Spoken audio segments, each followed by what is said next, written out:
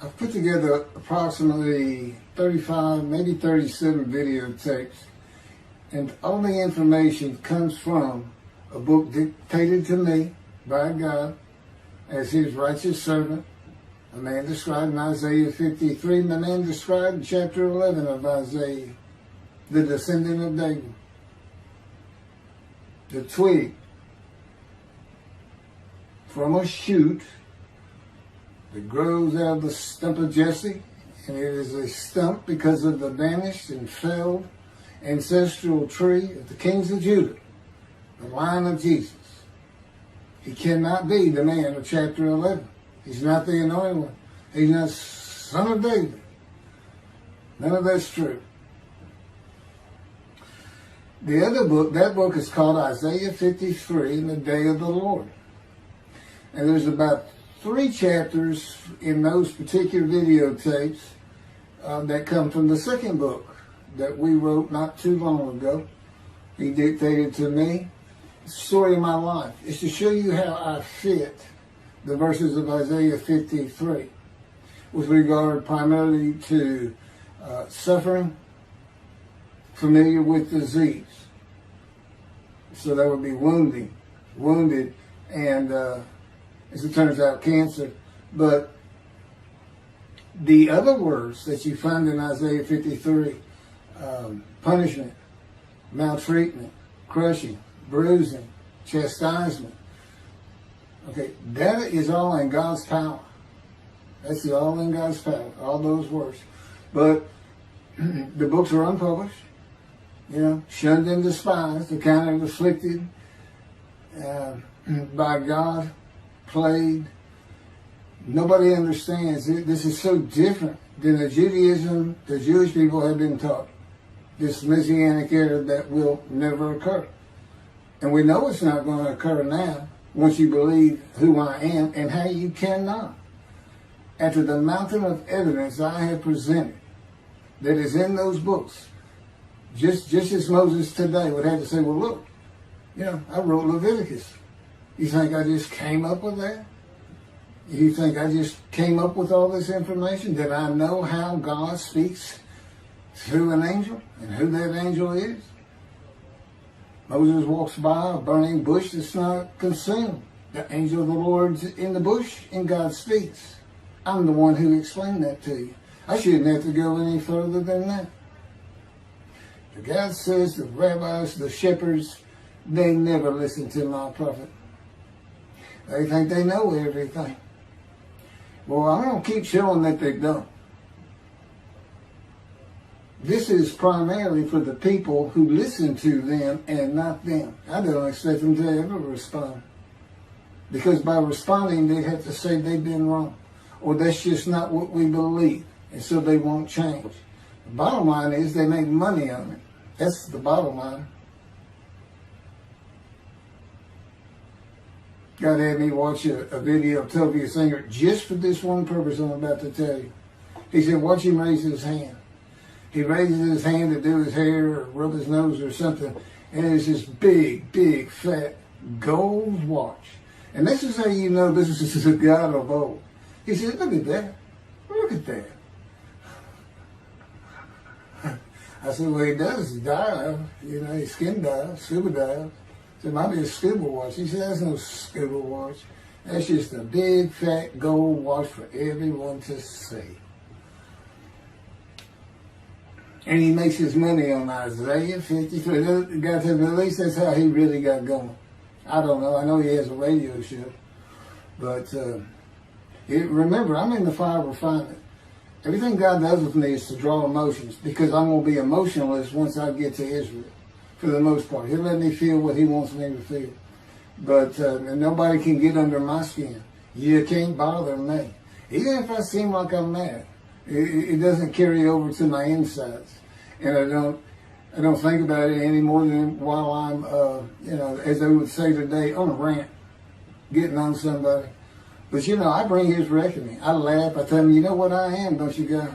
He said, I know you're a lot of things.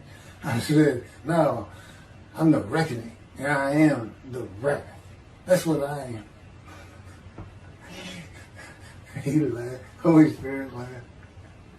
That's what, yeah. I said, righteous servant, David the shepherd, Elijah, prophet like Moses. I like wrath.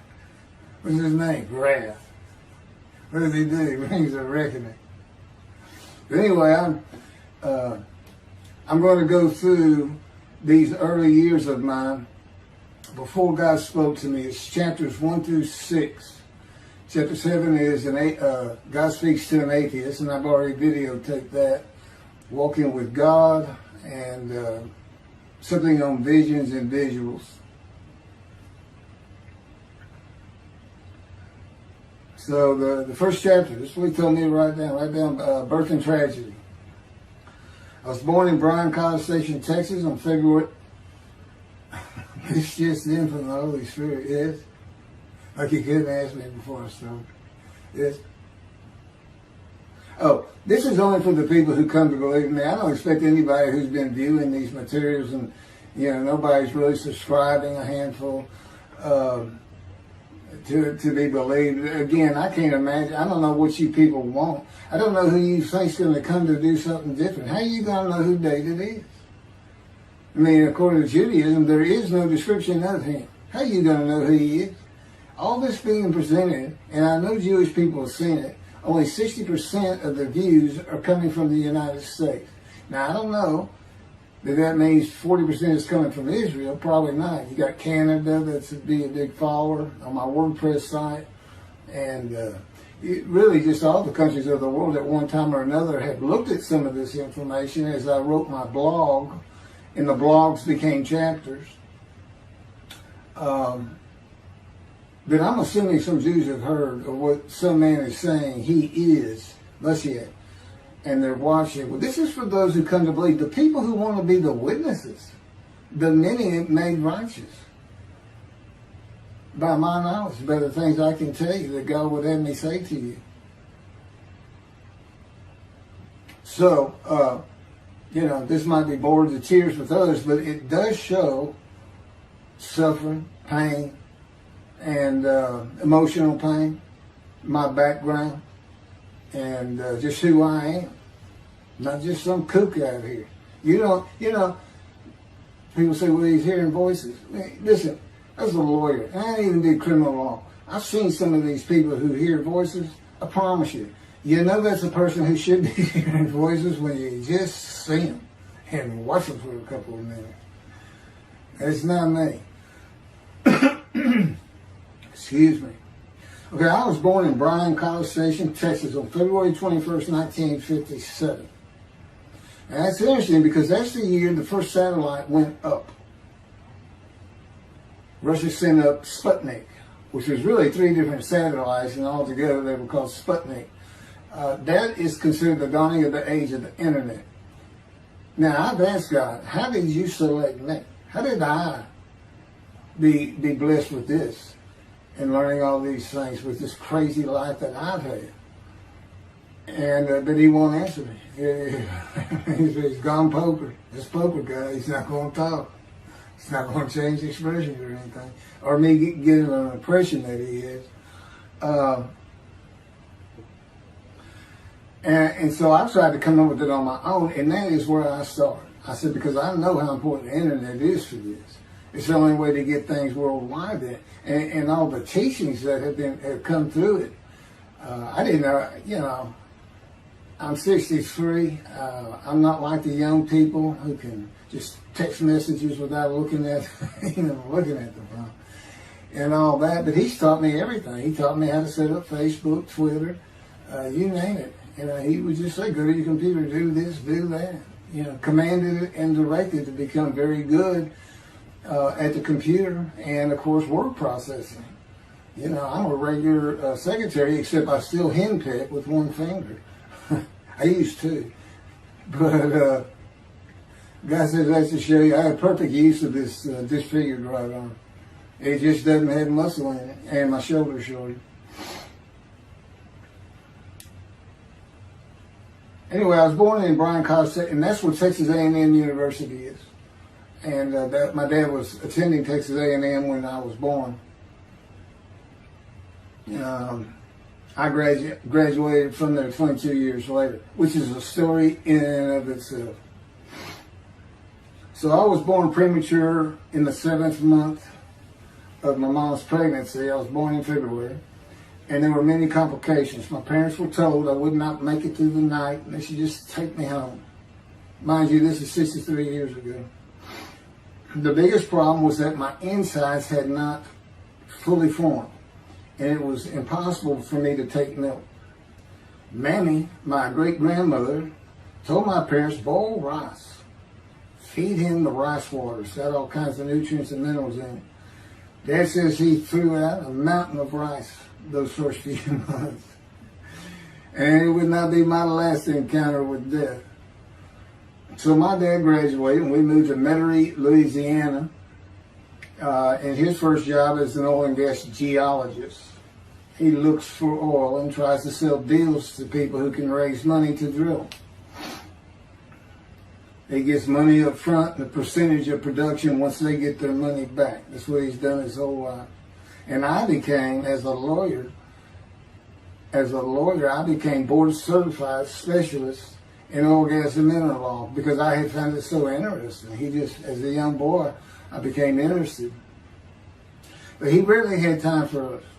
The other part, I said, okay, well, I was born when the dawning of the internet, so he's got a selection process for 57. And I come from a dysfunctional family. Lots of drinkers, lots of fighters. And on my mom, her grandfather committed suicide. It's tragedy. Earth and tragedy. In the Great Depression, he lost everything. He owned land in what is now downtown Dallas. But then when she was about 4 or 5, her mother went down to the market square in Crockett, Texas, small East Texas town. Everybody has their courthouse in the center of town, and there's streets on either side with stores. She went to the hardware store and purchased rat poison. She hadn't gotten hardly out the door when she opened it and took it herself. Died right there on Main Street in the middle of the day in a little small town. I don't know how long that would have been. My mom's 85 or 6. She was 4 or 5. Almost 80 years ago. So I'm sure it was quite an event. And her dad took her and her sister's about 2 years older, to Metairie, and not Metairie, to someplace in Louisiana. But could have been Baton Rouge. And her father became a elevator operator. And you can still find this in Houston when I was at law school. I went to law school downtown Houston, but South Texas College of Law. And at the courthouse, they would have somebody sitting in there on a little stool and with a lever and take you up or down, take everybody up or down. With all the lawyers coming in for the court cases, it was packed. I'm sure they've done away with it by now. But that's what he did. And they found him one day or night. He had taken out a pistol, he shot himself in the head and killed himself. So now she had suicides on both sides of the family. And her father's brother took the 2 girls in. He actually adopted them. And when she was about 10 or so, I believe, she's with him out in some shack in East Texas. And, there's not even phone in this place. And he took a shotgun, and I'm sure he'd been drinking there, all known for it, and blew his head off right in front of her. I mean, that's all the circumstances I know about it. It doesn't sound like a good scene at all, but it scarred her for life. Okay, we've been taking care of her from the get-go. My father amazes me to no end. What he has done to care for her. See, they knew that was his sweetheart. Eventually, now at 10 years old, that's who he married. And they're both from Crockett, Texas. Small town people. I still take care of them. They've taken care of me for 10 years. Got to me from society. He made me quit law. terminate my law license in Hawaii and Texas, and took me into poverty. I've been in poverty for 13 years until I just now filed for Social Security early. But I give them more than 90% of it to make up for everything they've given me for 10 years, 13 years. While I'm in God's fire of refinement, learning everything I need to know. And I have learned much. There ain't any question.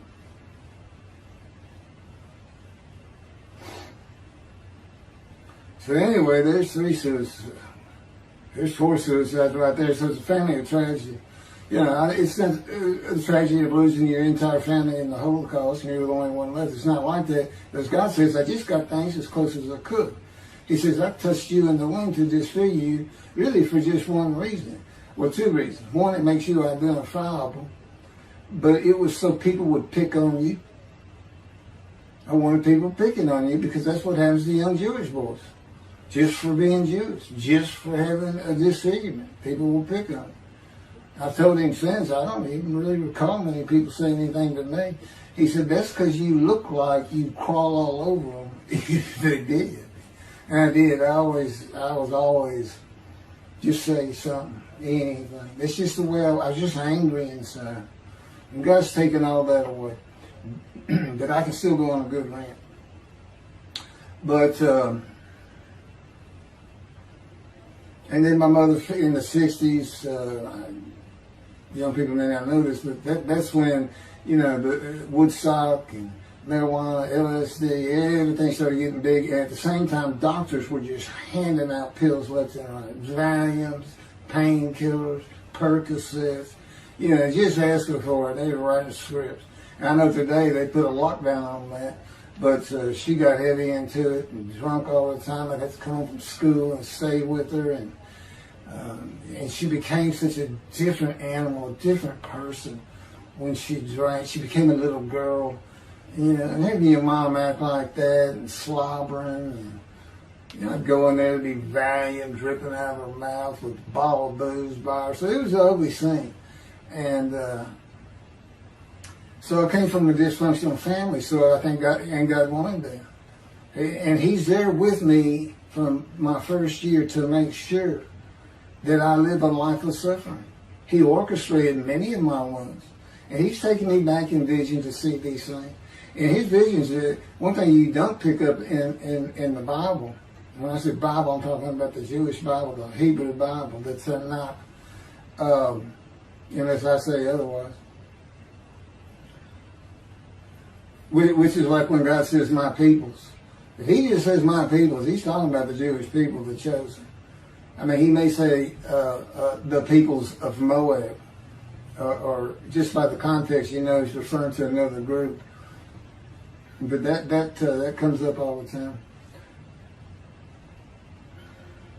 So to add to that, she tried to kill herself a few times. And when I was 10, my dad was at a Texas A&M game in Dallas. And I know it was 1967, so I was 10 years old. Because I'm very familiar with that particular game. It was against Bear Bryant and Alabama Crimson Tide. And he had coached at Texas A&M. So as you can tell, me and my dad are big Aggie fans and football fans. But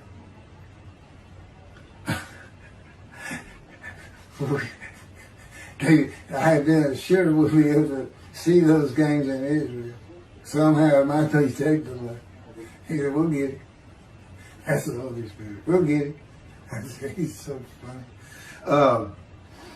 I don't know where my sister and brother were, but I heard some noise and I went down about 1 or 2 in the morning, and our stairs curved, and there was a little bay window cut out, and I looked down out into the living room. She's laying newspapers out, and I just sat there watching. I didn't know what to do. And she got down that paper and took out a butcher knife, not a razor blade, a butcher knife, and opened her wrist up. And this happened again years later when I was in high school. She opened her elbow up, and that was god awful. I don't know how. But before she bled out, my dad opened that door. I sometimes think she knew he was going to be there soon, would probably save her. But it didn't look good, and I hated myself for not doing something. Maybe that's why I was so angry. Anyway, because I didn't do anything, I just sat there. I couldn't move. I don't know. I don't even know what I was really thinking, really. But I can't. What it did is it told me how much her uncle blowing his head off must have done to her. That must have really hit you. I had nightmares my whole life, but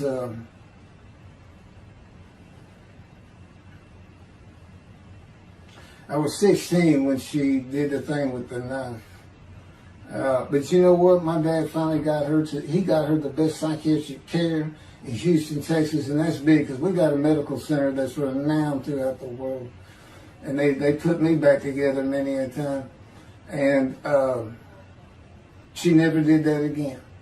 And the amazing thing is how different she is in her very advanced old age. I mean, it's like she was never that person of the 60s and the 70s and the 80s. I don't know how my dad survived it. I'd have never stayed. I'd have taken the kids and said, try to find us. But he's not out there. I've never seen two people who love each other so much. It's crazy. But anyway, I was married for 20 years and we weren't like that at all. We finally divorced for irreconcilable differences. Okay, my first major surgeries when I was 2 years old. My first surgery.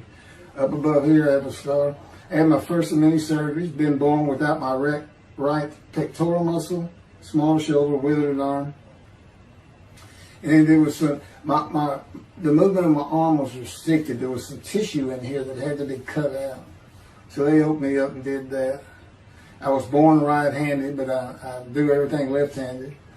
Except for light things, like I shoot a basketball right-handed. I throw a ball right-handed. Darts, things like that. But bowling, I'm left-handed. You know, anything heavy. And I was quite an athlete. If I'd had two good arms, I'd have probably been on scholarship. I was already offered a partial scholarship at a small school for track, even with this bad arm. But I just didn't have the fast start. You got to have two strong arms just pushing out in front of you. But I was some kind of quick and fast. So, we moved back to Houston to a place called West University, a suburb. And this little story, I don't even like telling it, but God tells me I have to. And he had something to do with it. But I'm not going to go into that part of it. So anyway, I had decided when I was in second grade, I was tired of school, didn't want to go anymore. I don't exactly know why. I just know I said, that's it, and I'm not going. Dad came to get me up and take me to school until I'm not going. And it was on. He was going to get me there. It took him about an hour to get me to the car. Fighting and screaming and running around, hiding, getting under bed. You name it, I was doing it. And anyway, he finally gets me to the school, but he's too tired. He wasn't even going to try to get me out of the car by himself. So he get out, and he goes and gets the principal. Now, my dad's about 6'2", but he's real slim. And but he comes out with his principal, who's taller than he is, and he's a hefty guy. He's burly. Anyway, so they come, they said, get out of the car. I said, I'm not getting out of the car. I'd already locked the doors. Only the two front doors locked, and it was those locks that you pull up and push down. So my dad used the key, and he popped that lock up, and I slammed it back down. Said, I'm not going to school, I told you. He throws the key, they start throwing the keys at one another over the roof. The principal was driving the same thing, and I'm slamming his door, I'm leaping across the car. But I don't know how long I went, but they finally, in 5 minutes maybe, seemed like an eternity. I was terrorized, that's the way I look at it. Anyway, the principal got it open, and I saw that door open, and I got back on the far other side of it, by the steering wheel with my back against that door. And I curled up like a ball, had my knees on my chest, and he reached in to get me, and I unleashed on him, kicking him in the face with everything I had. He broke his glasses, and his orbital bone got shattered. So, That wasn't my first principal either. There's another one.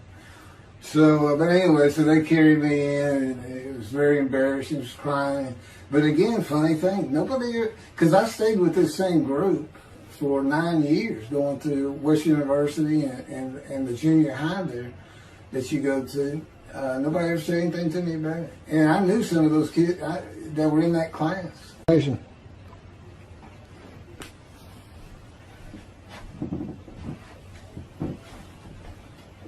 My camera only goes for half an hour.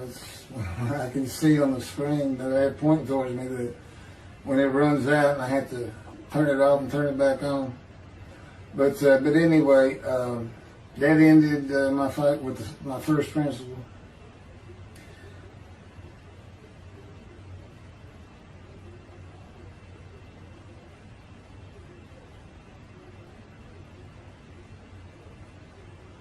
Yeah, here it is right here. I just got to have me put these together. In the 10th grade, the principal of the school told me to cut my hair. You know, I had long, blonde, wavy hair, well past my shoulder. Again, this was, I graduated high school in '76, and this has been junior high, so it's in the early '70s, but it felt like the '60s still. And I kept in a ponytail. It was neat. It was a school-wide policy. I think I was one of the last people to cut his hair. I was hiding all the time. I was always on the alert for the teachers that would turn you in. But I went and got it cut. I told the barber right at my collar. Sat there in the chair, cut it right at my collar as I was instructed to do. And then I was commanded to return to the principal's office. And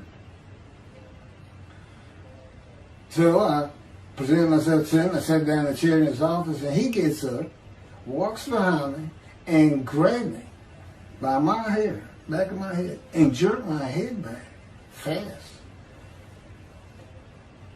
And said, "It's still over your collar." Now, I don't know if I did a backflip out of that thing. I can't really recall. But what I do recall is it took 3 people to get me off of him. And I was permanently expelled from school, which ended up me leaving home. It wasn't a runaway. I'm just out of here. I'm tired of everything and everybody. I ain't going to school ever again. Hate school, always there.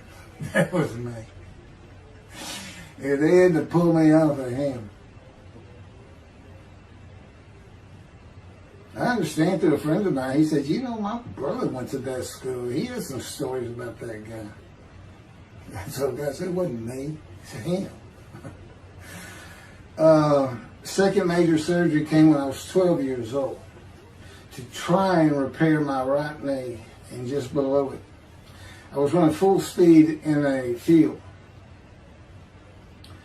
High grass and weeds with a family dog. And God says he had something to do with what the dog did. For no apparent reason, just suddenly he was running at my side. And he just bolted, he just stopped going straight to the heart of the left and went right between the legs. I go sailing in the air, and I came down on my knees, except my right knee came down on a broken Coke bottle, Coca-Cola. And they used some thick glass back then. It was stuck nose down, way down. It was all broken up, but it was the bottom all jagged that my knee just, they said it went to the other side of your knee. They said, "You got that whole field in your knee." But when I got to the hospital, I sat there for a long time. The first doctor that came in and just told my mom, right in front of me, I'm in the room, he said, I can't repair that. It's not repairable. We want to take it off. You can't use it. And I already knew that because as I started screaming and yelling for my dad, he finally came back. This field was behind our house. There was a chain link fence, and then the field. My dad finally heard me. He got over. He saw the blood, and so all of a sudden he's scared to death. I'm going into shock, and he got me to put my arm around his neck, and he said, "Can you walk on it?" And I tried, and it just collapsed. It was useless. It was awful. And then I had to climb over that fence. And my mom was going crazy and screaming and crying. And he had to go take care of her. I'm sitting in his bathroom with my leg all opened up, and I'm just getting sicker and sicker, nauseated, scared. I was a cripple. And but anyway, they get me down to the hospital. And this, like I said, the first doctors were just like, we don't know what to do. And just right then, and God says he knew he was going to be there. This doctor walks by, and my mom recognizes me. And she goes, Dr. Kane. And she runs out the door. Well, this is Dr. Kane. Her mammy that I mentioned earlier, in her old age, very old, maybe been in her 90s, I don't know, late 80s, but living with her sister, broke her hip. And this doctor repaired it. This is a long time ago, people. Repaired it, and she actually walked again with a walker. I remember. But that's who this doctor was. And she said, my son, they're going to take his leg off. You've got to come look at it. And this Dr. Kane actually became the medical doctor for the Houston Oilers. He repaired many in me before and after me. I guess that's what he specialized in. But he was there at the hospital just to do rounds. He wasn't dressed for surgery or anything. But he came in that room, and I mean, he was livid when he looked at my knee and knew how I'd been there for like 5 hours at this time. And he just started barking orders about getting me prepped for surgery, and he takes off to go get prepped. And they literally ran me down to surgery in a gunny. I mean, they were trying. This kind of fear he put in everybody. Anyway, I was in the hospital for weeks, and I woke up with my leg. I was glad of that. But I had a cast from my hip to my ankle. And he told me, when I finally was being released, he said, if you put any weight on that leg, you'll never walk again. So, I can't remember, 6 weeks. I don't know how long it was that I had that cast on. It wasn't my first case, it wasn't my last. Or maybe it was my first, but it wasn't my last. That's another story. We're not getting very far. There's 6 chapters, I'm barely getting through the first one. But what I'll do is I'll just do 6, just like I did with Isaiah 53. I did 6 or 7 videos, 7 I think. But then I joined them all together and put it as one video, the definitive commentary of Isaiah 53, which comes straight from God, by the way. I mean, you can contest what I'm saying all you want, but it makes perfect sense. For the first time, Isaiah 53 is explained. And how did I become the smartest religious Jew in the world who can see that? And what the wounding and the punishment, everything's about, and how it's really, in some ways, a snare for the Gentiles for the day of the Lord. Because he knows he can take me and just decimate any argument they want to put forth. You know, in particular, I'm blemished. I'm the Antichrist. In that I am exact opposite of Jesus Christ. Okay? He's so smart, he was teaching synagogue at 12. Supposedly he was a perfect, beautiful man. I'm disfigured. You know, I'm not bad looking, but I'm not Brad Pitt or anything. Anyway, a sinner, you know. I wasn't a habitual sinner. I was a good person. I was good to other people. I was very compassionate. I said there was already a lot of humble in me. I didn't log myself into things I could do over others. You know, like being the fastest guy on top 5 at school and the fastest in the neighborhood. You know, I didn't brag on myself. But as he took me back through my life, and informed me when things were sin, it just seems like I touched on all of it. And if murder in your heart is actually committing that sin, as the Christians say, I don't really go with that. But then there's really not much I've missed. So I'm a sinner. And, you know, all Jesus can say is, well, I'm a sinner too. I'm lying. All you got to do is read the scripture in the Gospels. You see where I'm lying. That's easy. And I came from the banished line. I thought I was the man of Isaiah 53. I thought I was going to be exposed to death, but given long life. This is what he would tell you if he was here. He said, but you know what happened? They crucified me. And on the cross, I realized I'm not that man.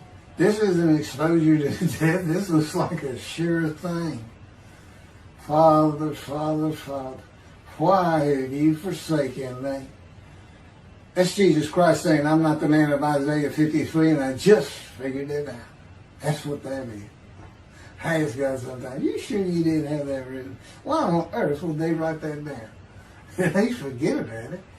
We were just forsaken me. That's what it's about, Christians. They got their way. They can explain that being counted a sinner means he got crucified with the sinner beside him being crucified on each side, left and right. So there's three of them, so he's counted a sinner. Okay. You know, it's supposed to be descriptive. It's supposed to be able to find a person to do. You might tell Judaism the same thing. You know, this is to find somebody. It's not the people of Israel. They're all kinds of people. Now, we're looking for a guy, so God can have a Moses. Why? We have a new covenant. Why? It's the day of the Lord. Why? Jeremiah says so. That's why. It's so easy. The lamb blooms again. Okay, and he's coming to covenant friendship with the temple. So the lamb blooms again at a time when there's no temple. Jerusalem's going to be rebuilt. It's a metropolitan today. This is no Jerusalem of antiquity. The old city might be too big. And I'll make a new covenant with you. I'm going to forgive all your sins and remember them no more. That will cause Torah to be written on your heart. It's a metaphor. When did he do this before? Oh, that's right. Assyrian Babylon exiles. Isaiah was writing for. God said, I forgive your sins, remember them no more. They became a holy city, and what they did? They built the second temple. What are we missing? The third temple. This is so easy. So it is the day of the Lord. There ain't any question of that. I'm just telling you it started with the Russians. So that Sputnik, those old Ruskies. And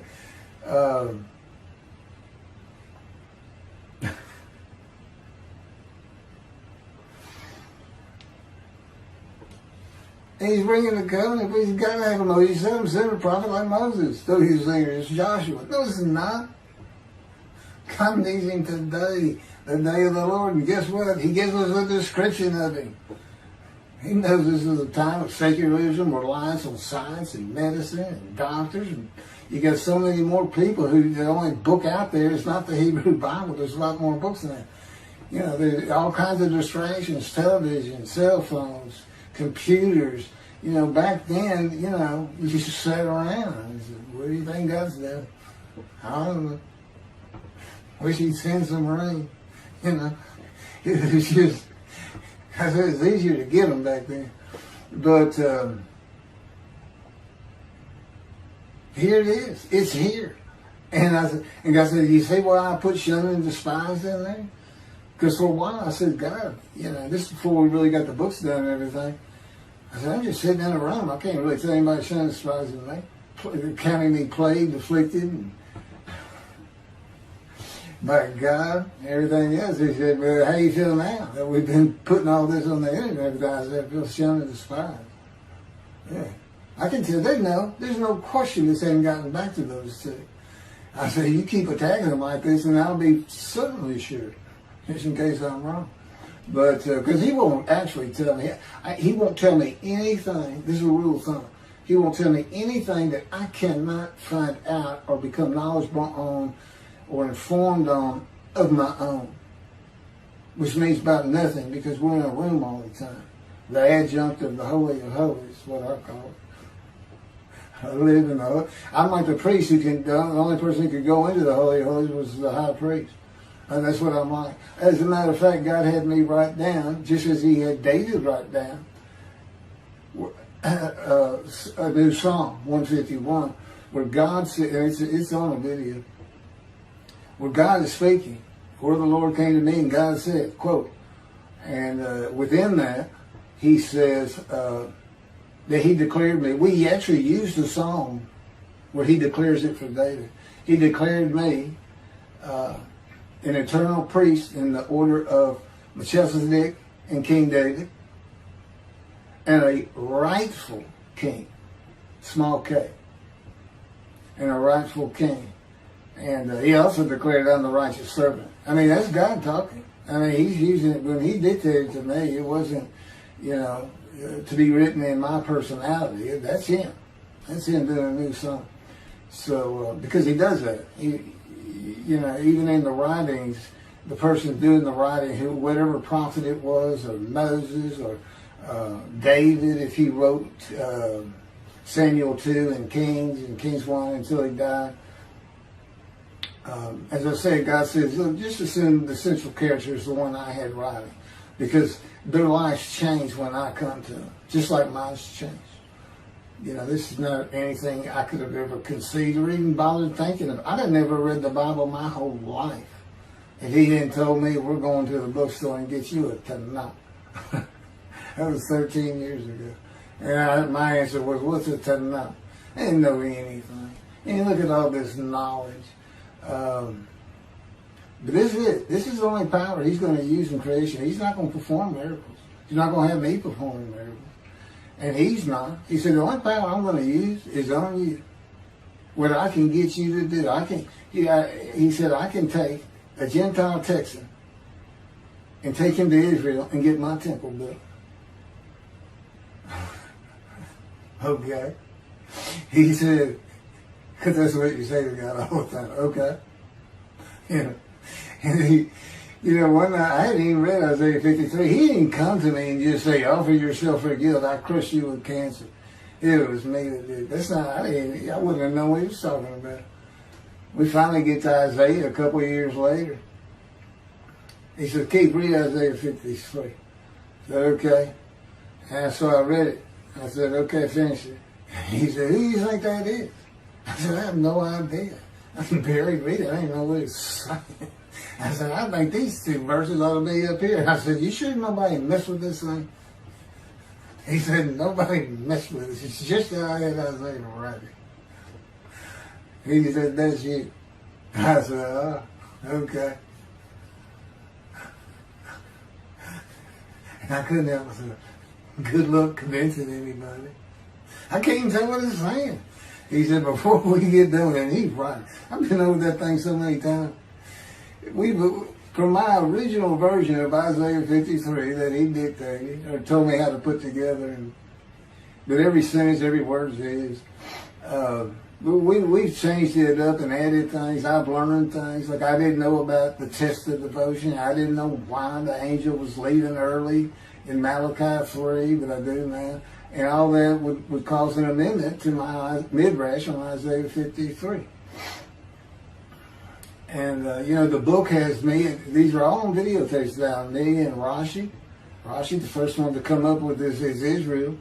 And, I look at his answers and I just shake my head sometimes. You should see his answer in Malachi 3 for the angel of the covenant that you desire. There's only a covenant of friendship in the covenant of Jeremiah.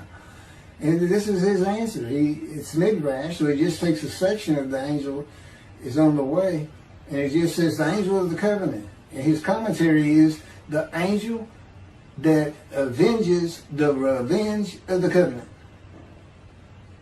I said, what does that mean? What is he talking about? I said, you guys being funny. He said, I don't know. I said, you too know. He said, well, I'm not telling you. So, God likes to feel as though he's laughing. He doesn't actually laugh. He sends me a perception that he does. Or he uses me to laugh. I've mentioned that in a video. Because he can't. Well, he controls my words.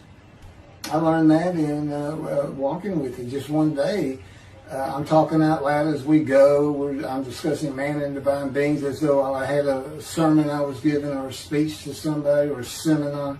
And I'm rolling, and I can tell he is really making this thing rock. He's taking it from here to here to here, and we're going. And I'm going. And all of a sudden, I use a word or a couple words that I simply don't use. And they're not what my mind was even thinking of. They just came out. And I just stopped. I said, did you do that? I didn't even say, hey, did you just make me say these two words? Because I knew he knew. I said, did you do that? He said, I did. He was almost indignant. I did. I said, okay. Anyway, that's where it all started. Now I know. Okay, guess who that is? That's the Holy Spirit. Using me. He doesn't sound like that. But he'll use words like that. Said he's getting bored. They like to cut. Let me just say this. This is part of guys you don't know, and it's not all the time. It's some of the times we do tend to get kind of silly in here. But, they do things after a while. I'm like, I feel like a kindergarten teacher, and I got two of those kids that you just shake your head at. You say, this is a handful. These two are nothing but trouble. Always fooling around, looking for a laugh. And the Spirit's always working in heaven, death, God laugh, as it were. Again, he doesn't actually laugh. It's a perception that's his emotion. If God has any emotions left, because worrying about other people's pain is not one of them. He made that clear to me. I don't care about your pain. And just saying it makes you mad. He says, see him drawing anger. And he'll do stuff so many times over and over. He says, it's easy because now it irritates the fire out of it. He just started. I said, how do y'all keep doing this stuff? And one day I told him, I said, I got it. Which means it actually came from them. I got it. You never grew up. You never got sent to your room. You never had to climb that mountain to achieve something. Put yourself out there. Nobody's ever whooped you. He said it. I said, that's what it is. You never grew up. That's what it is. Yeah, I'm dealing with the child God. That's what I'm dealing with. That was my argument. And then he came down as mean, very serious, mature guy. I didn't bring that argument up anymore. But that's how it gets with me sometimes. It's an incredible lot for me. I'm not going to get to him. I guess I'm at the end. I'm getting close to when I got shot. I thought that was a new chapter. Oh, it's not. Well, I'm going to put it, this is getting long. Anything over half an hour, we try to stop. Now, my Isaiah 53 is 5 hours. But, you have to watch it all at one time, of course. He doesn't hardly let me watch it. Yeah, I don't even watch them before they get posted. He said, no, you watch it later. Because it comes on my TV that he got me. And I didn't know at the time it was going to be, that he was serious about doing videos. And I certainly didn't know about making it a backdrop. He decides everything. He tells me when to eat, when to get up. I don't sleep hardly at all, 2 or 3 hours a night, and sometimes less, and take a hour nap sometimes. But I found out I feel fresh. I don't need that much sleep. He said, well, you're not really doing anything. Why do you need a lot of sleep? And see, that used to make me mad. Now I just laugh at it. Thank you very much for listening. I'll pick this back up on another video, and eventually I'll put these first 6 chapters, just like I did Isaiah 53, because it's a book that he dictated to me. I can't get it published. I'm going to put it on YouTube. That's why I'm reading it. And as I said, if you don't want to listen to it, don't listen to it. But the information that's in these books and in those videos is, that's my proof. And quite frankly, God says, if that's not enough for them, well, that's just too bad. Utter destruction is what they end up getting. They better learn how to listen to the prophet. See, it's no different than the people back then. You'll say, well, why didn't they listen to Isaiah? Why didn't they listen to Ezekiel? Why didn't they? They laughed at Ezekiel.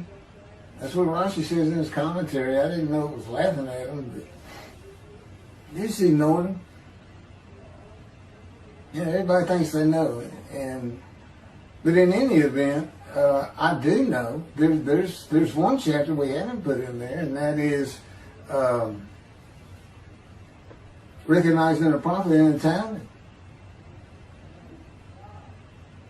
It says Moses vouched for Joshua so he didn't have to be tested.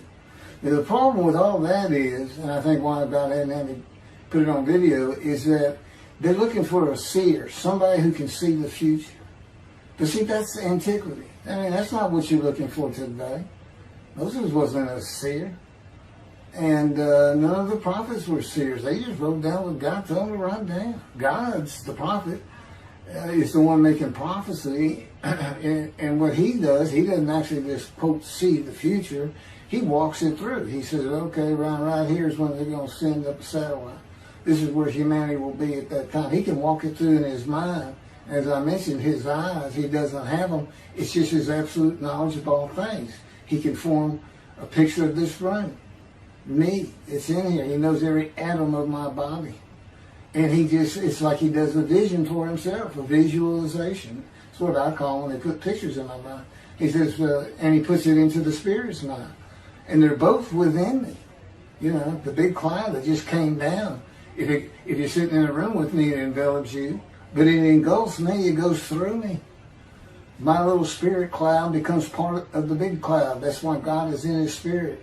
Here's the elements of spirit, here's the elements of God's presence, his mind. Two clouds, they just come together, they can be together. Okay, but God's still one. He created the other cloud. And then in this room, filled with them, my little spirit is like a little cloud that just came in and part of it. That's who I am. That's a man of divine beings. Okay? No, it's like nobody's really expecting it. Well, maybe it's because you didn't know these things. And now they want that, you know, I get the feeling shunned. Shunned means I'm not looking at that. It's not like a kook. We by faith, by the fundamental principles of Rambam from the Talmud, from his diagnosis of the Talmud. Why don't you do your own?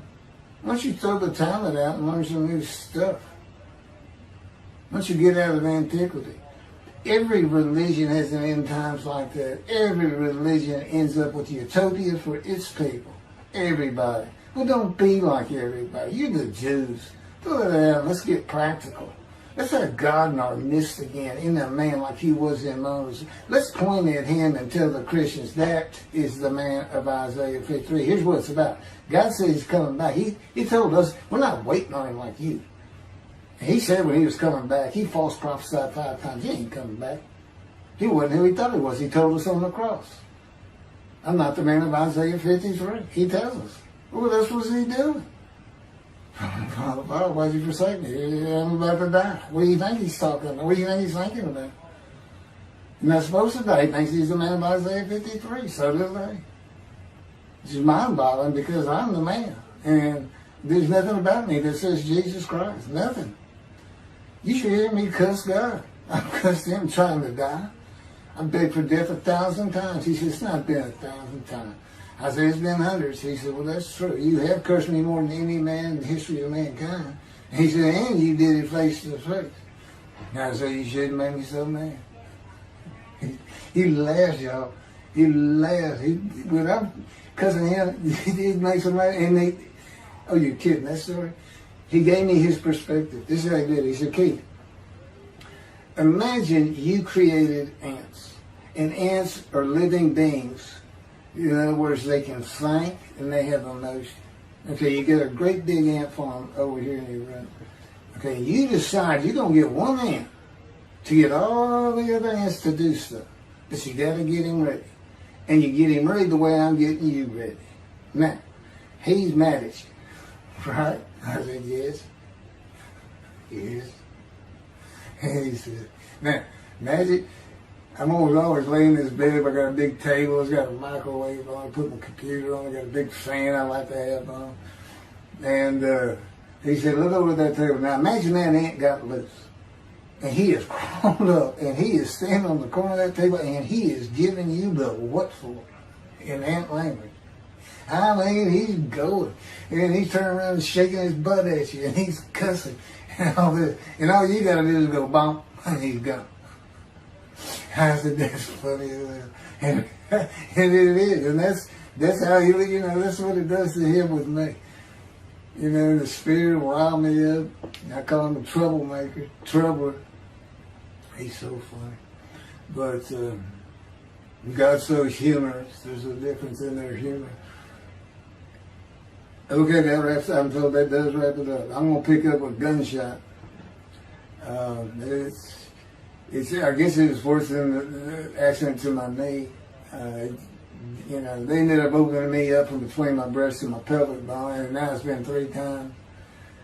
And eventually, the lung cancer and colon cancer and skin cancer. But the lung cancer is when they told you should have died from the colon cancer. He said, but this is it. We can't treat that. It's too advanced. You're gone and prepare to die. That was 20 years ago when the planes hit New York. It was the planes hitting New York that got me up off the ground one last time to see one more doctor.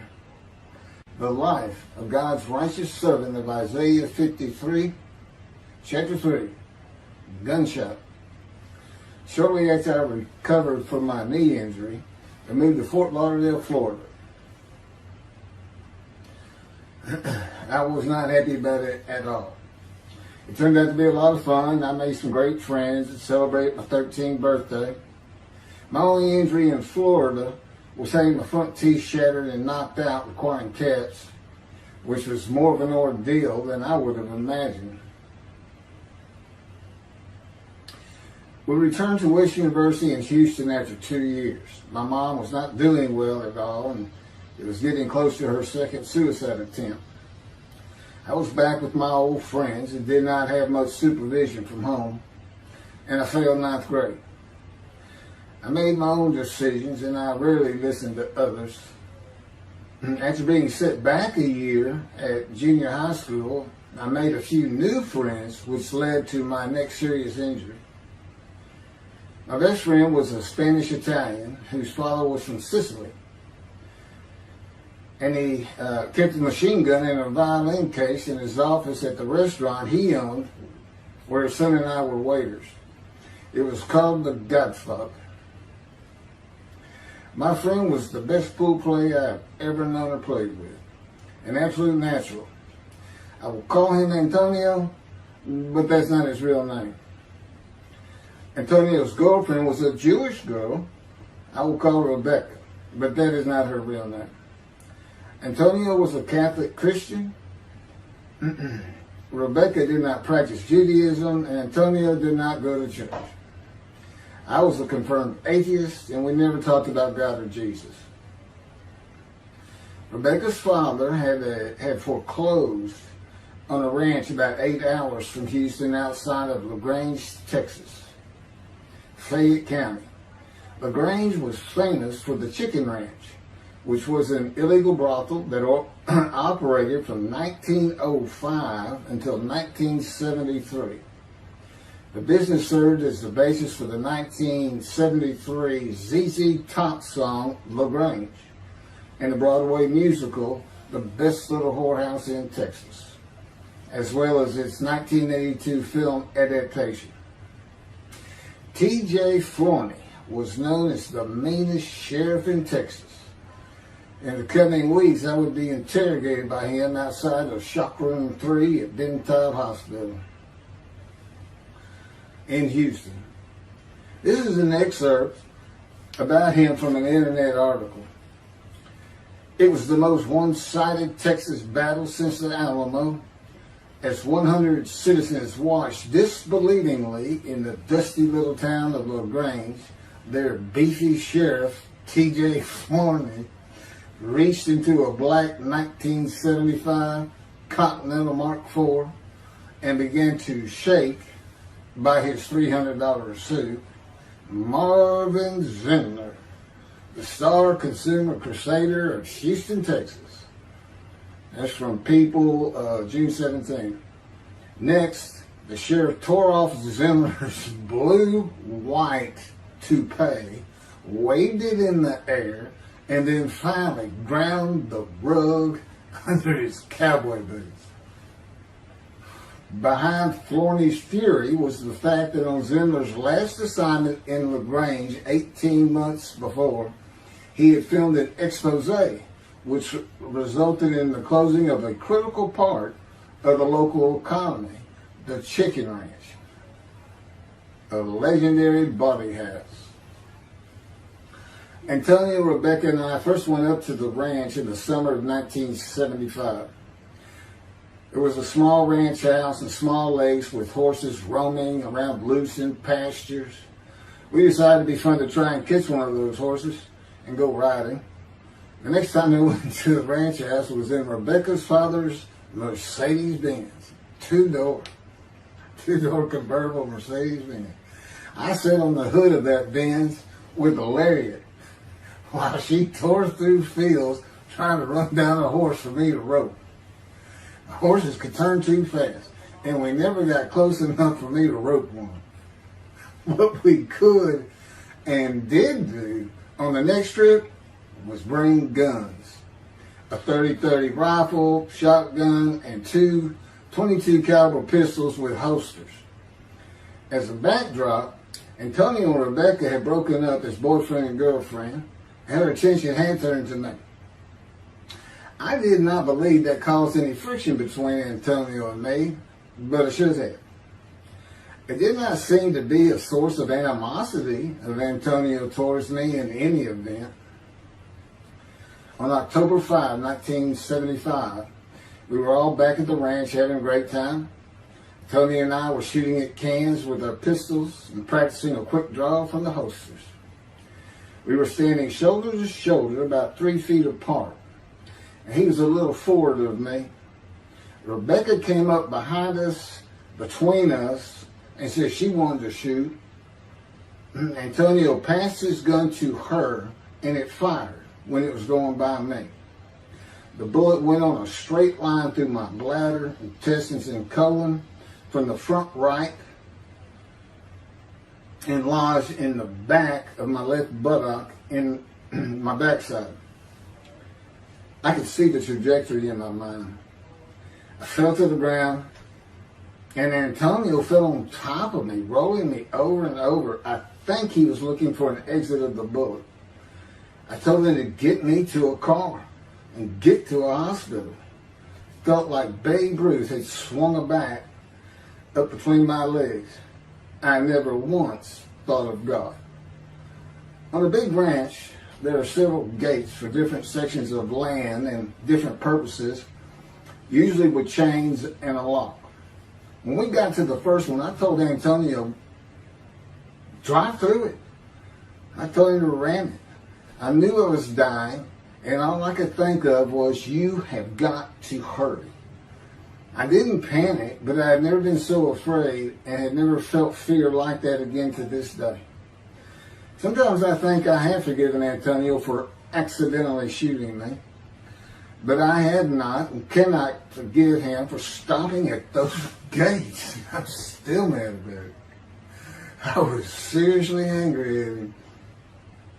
We got to the LaGrange Hospital before noon on a Sunday. They had to call the doctor to come in. I asked the nurse for something for pain, and she told me my vital signs were too low. That if she gave me a shot of morphine, I'd drop dead right there. It would kill me. No pain medication. The doctor came and looked at me and said there's nothing they could do there. He told me they were getting an ambulance to take me to Houston, Bentob Hospital, where they operated on gunshot victims all weekend long and do to this day. It's a trauma hospital. Many young doctors from Baylor University, all around the state. It's the high desirable place to be because you're cutting all. If you want to be a surgeon, you're cutting all day long. I knew one thing with a certainty. I could not pass out or fall asleep. If I did, I would not come back. In an ambulance, I talked to two fellas that were tending to me, as much as anything to stay awake. I asked them such things as what it was like to be married, graduate high school, have a career job, but my mind repeated over and over, you have got to hurry. We arrived at dusk. This happened before noon when I got shot, so now it's getting dark. When the ambulance opened, my brother jumped in to help. My mom was standing by the entrance to the shock rooms in her fur coat. She later told me that since Bentob was a public hospital, it might help if they thought we had money. I didn't see my dad, but my sister told me later, the whole way to the hospital, all he could say was, to God, please don't take my boy from me. I had stayed awake for some 6 to 8 hours in awful pain. They took me to shop room 3. It was filled with people giving orders and very loud. On the table, the nurse told me she had to put her finger in my bottom, which embarrassed me. And I raised up like a sit-up and saw nothing but blood rushing from my bottom onto the table. You have to hurry is all I could say. They finished prepping me for surgery and rolled me to a hall in a line of others awaiting surgery. Then someone was saying my name, and I opened in to see T.J. Forney, Sheriff of LaGrange. He wanted to know if I'd been shot intentionally, what we were doing at that ranch, did we have permission to be there, and et cetera, et cetera. I told him I thought it was an accident and to leave me alone. I never saw him again. I didn't have to wait long. The orderlies bypassed everyone in front of me and took me to surgery.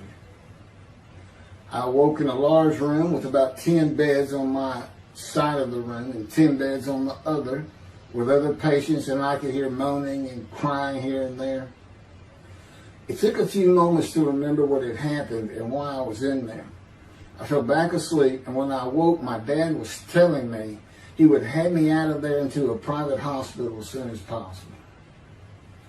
It was the next day when they transferred me to the Methodist Hospital in the medical center, where they had operated on my knee, and I had spent weeks there. I had a hose with a bag coming from my bladder and a colostomy, an opening called the stoma, which is your intestine on the outside of your abdomen, with a bag over it for going to the bathroom. I was out of danger from dying, but still very weak, and I needed to gain some weight. The track team was already getting together, running distance and cross-country workouts provided by the coach, preparing for track meets in the following school semester. I lived about a half mile from the high school. The day I got home, I walked to look at the track. It did not seem possible I could get back in shape. I was afraid to cross the roads to the school. I could not even trot to get out of the way if a car came my way. My insides felt like jelly, and I had been warned that too much physical exertion in the first 10 days could cause a stomal hernia and my intestines to start extending from my body. I was homeschooled for the rest of the semester by a private volunteer tutor and passed classes I probably would have failed. The beauty of that gunshot was that it changed me. I was never going to graduate high school, having failed so many classes. So I set up night school classes for the next and my last semester of high school. I was 18, soon to be 19, and a senior.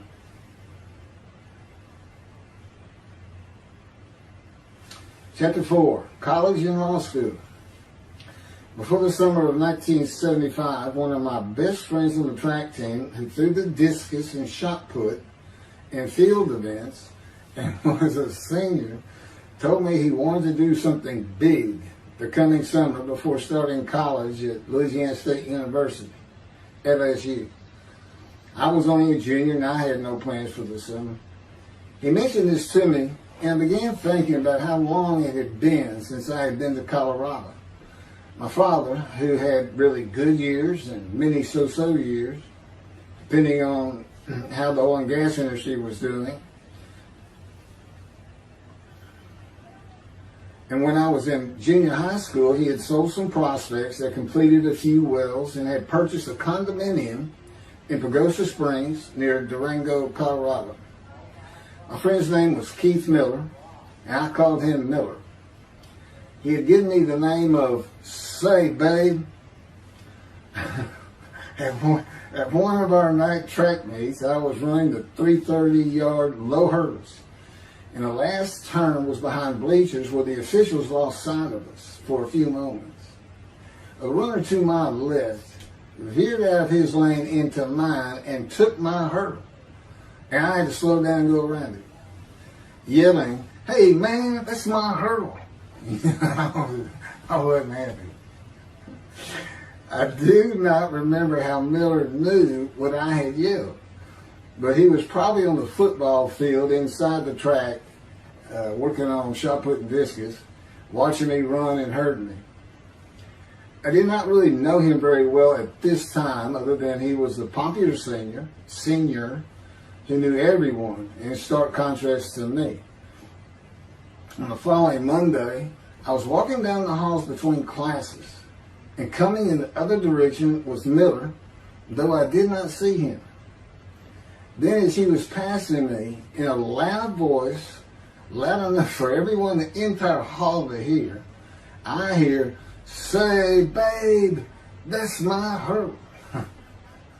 Hence, say, babe.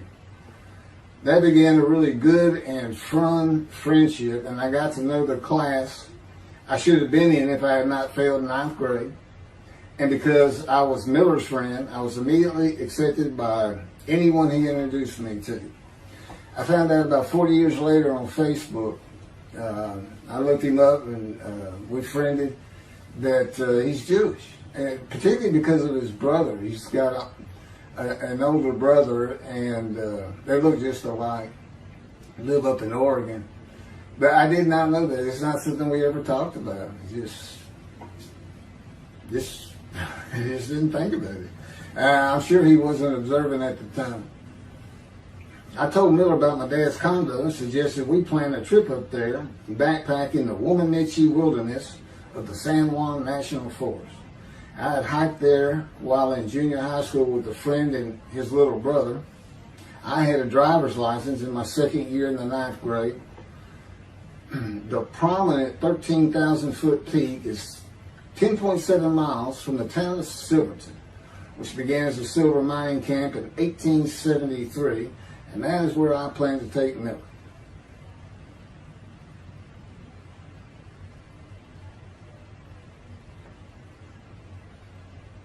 So Miller and I take off. We use his car. As I said, he was getting ready to graduate, and his dad had bought him a Toyota. I can't remember the name right now. My dad's condo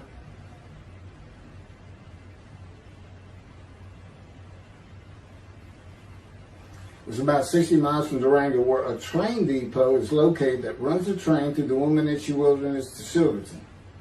The train is an authentic, narrow-gauge, steam-powered, coal-fired, scenic railroad train ranked one of the top 10 scenic railroads in the world. It's something else.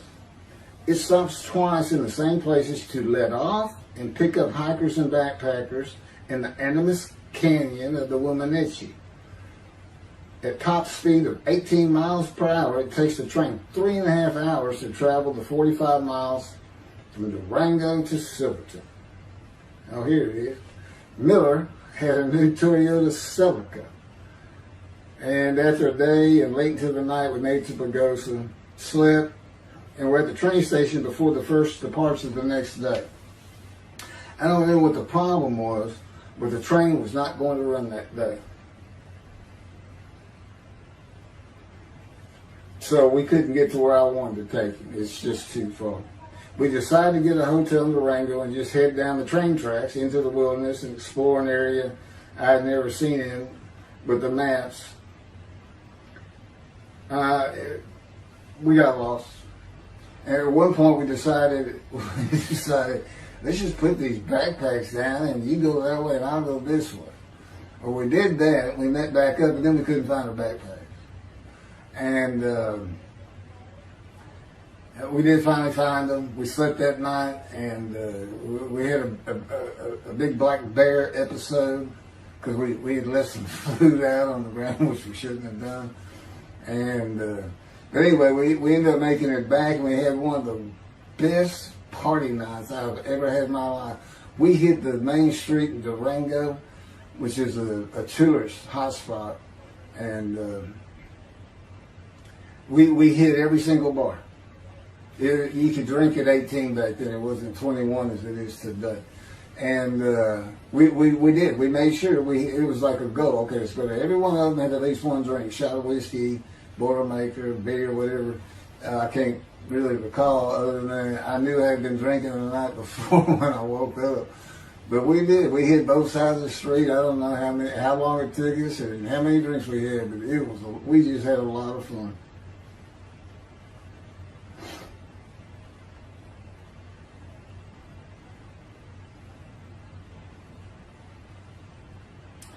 Okay, I'll be coming to chapter, I guess it's 4.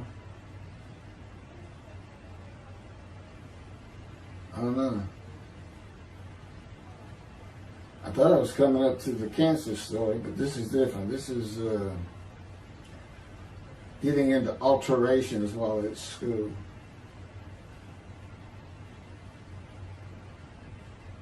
So anyway, I was shot on October 5, 1975, and by early December, so it was October 5, and then in early December, I had surgery again to put my intestines back together, which was, it was dicey. They kept telling me, we don't know if we can reattach. There's people like Bob Hope lived his whole life with one of these stonal deals, and it's just a horrible thing. It was successful. They put it back together, and they removed my bladder tube. The girl next door, who I had never talked to other than to say hey or hello, and who also went to high school with me, had been coming over daily, and she agreed to be my girlfriend when I asked her a few months later. I did my night school and graduated last in my class, or close to it, of over 400 people. In late December, I began running with the track team. Now, I had surgery early December, and I already got out there with them, which was difficult. Pulling 2 tires on the cinder track, there's a rope, 2 tires, and you put a harness around your waist. I had to put mine high up on my shoulder. On the cinder track for a lap and a half, 660 yards with 2-minute intervals, 6 times was the toughest. My speed and quickness were still there, but distance running and my endurance, it took quite a while to come back. In early February, just about 3 months after being shot, I won my first 120-yard high hurdles race at a track meet that was fast enough to qualify at the upcoming district track meet for the regional track meet. Winning at the regionals would place me in the state track meet. I was fast, but my disfigured right arm really held me back. Then my heart was broken, and I cried for the first time since I was a child, best I could remember. My coach, who really liked me, he understood the effort I had put in to get back in shape. Called me to his office, and I knew something was wrong. He told me I could no longer be on the track team. I had too many semesters of school to be eligible according to the eligibility rules. It was because I had failed 9th grade.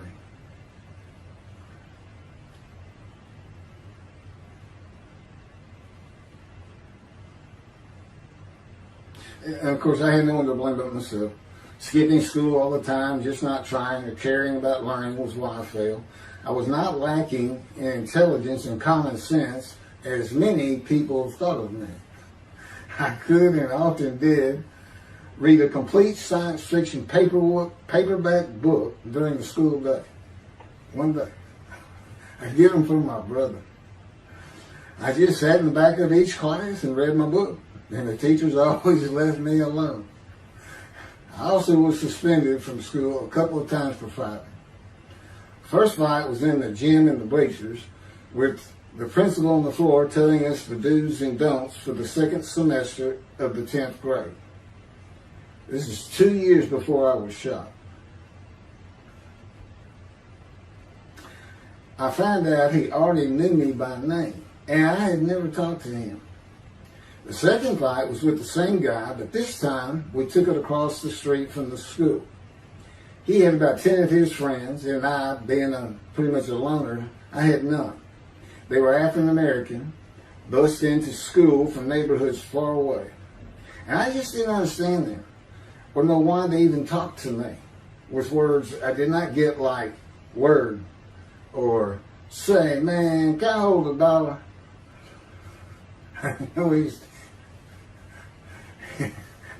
That is what started the fight in the bleachers. I hear from behind me, and one stood to my left, saying, "Man, can I hold a quarter?" I turned around and just looked at him. And finally said, "I did not have a quarter." Ordered with the principal, I undid my ponytail. Mind you, he's sitting right behind me, and I'm well aware of that. And I brushed my long blonde hair and then reached into my pocket for some chapstick for my lips. When I pulled my hand out with the chapstick, turned out I did have a quarter.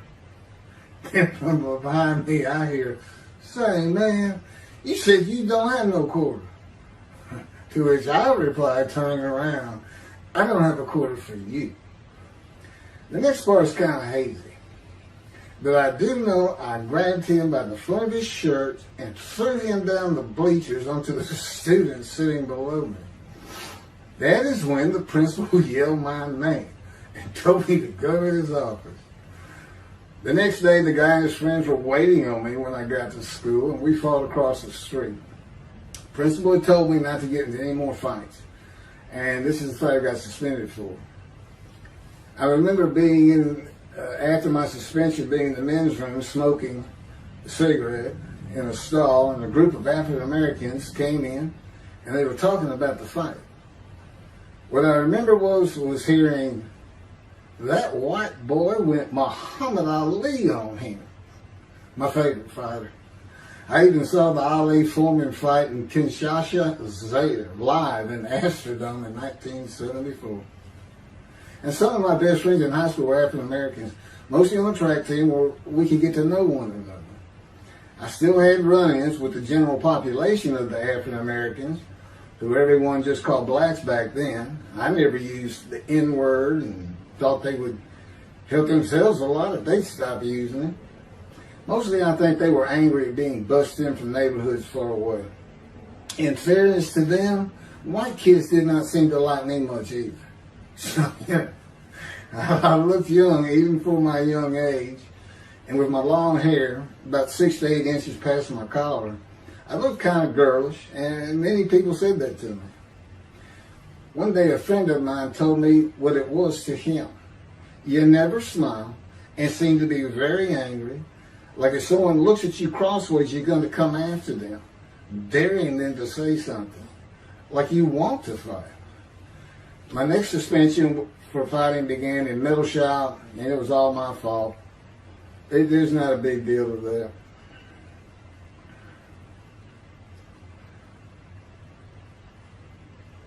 The last fight I was ever in came right before I was gunshot at the ranch. The accident really changed me and the way I looked at life. I never got in another fight after I got shot. It took some of the fire out of me. My longtime friend from junior high school and I were at Memorial Park at night and walked down a train track that ran through the woods, away from the streets and recreation areas. We went to the center of a long railroad trestle bridge that ran over a bayou to wait for a train to round the corner from either direction on a single track. When a train would round the corner, we had to run and jump off the trestle after clearing the bayou. We were drinking beer.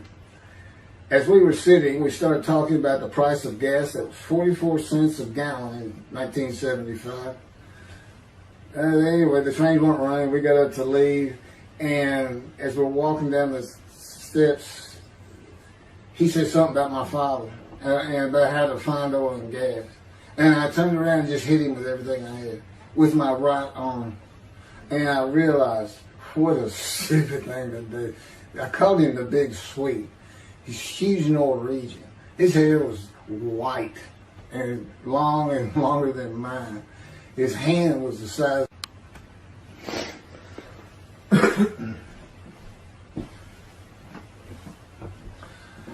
And I had nowhere to run. That was the really dumb part of it. I mean, I couldn't move. I couldn't use my quickness. I couldn't box as I had with the fellow across the street. And he just took one big swing. He's very athletic. Coaches all wanted him on the high school team, but he didn't want to. Football team. And but anyway, he hit me just one time. That was the whole fight. It was just 2 hits. My measly hit with my right arm. I was fast, And I hit him when I wanted to hit him. Well, I say that. I didn't even think about it. But he just about knocked me senseless. I mean, I saw red. And so anyway, that was it for our friendship. Although after I got shot, he and I got back together a little bit, but by that time I had met Denise next door, and I wasn't going to be going out drinking beer at the trestle anymore. I was going to get serious, and that's when I set up my night classes and everything. The big Swede.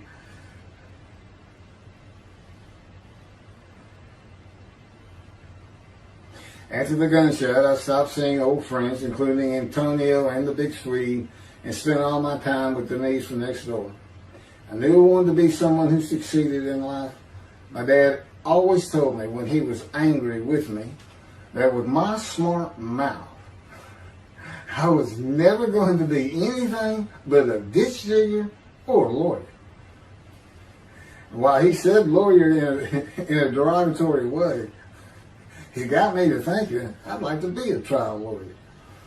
I had to get into college first, and the only school I wanted to go to was Texas A&M University. Anyone who had ever known me would tell you that I was not even close enough to being smart enough to go to any college, much less Texas A&M. I would tell you I had never applied myself to the task of learning.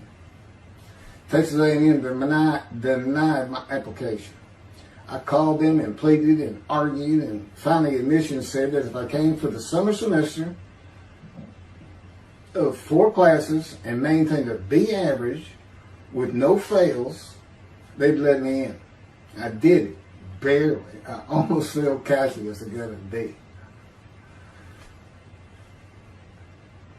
Just a quick thing on Texas A&M, because it relates to World War II, which always makes me think of the Holocaust, and how many Aggies were involved in that. Texas A&M enrollment began on October 2nd, 1876, and admission was limited to white males, and all students were required to participate in the Corps of Cadets and receive military training. Many Aggies served in the military during World War II, with the college producing 20,229 combat troops. Of those, 14,123 Aggies served as officers, more than any other school, and more than the combined total of the United States Naval Academy and the United States Military Academy. During the war, 29 A&M graduates reached the rank of general. Texas A&M is more than a great university. It's the home of the Aggie family with a long history of spirit and tradition. And I'm going to pass through all that. You can read, I got all this from Wikipedia.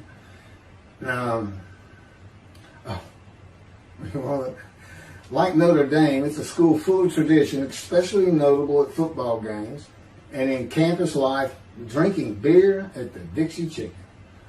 I had a good friend in what is now the Volunteer Corps of Cadets, and we've been shooting pool and drinking beer all night on the weekend, and finally left sometime after midnight.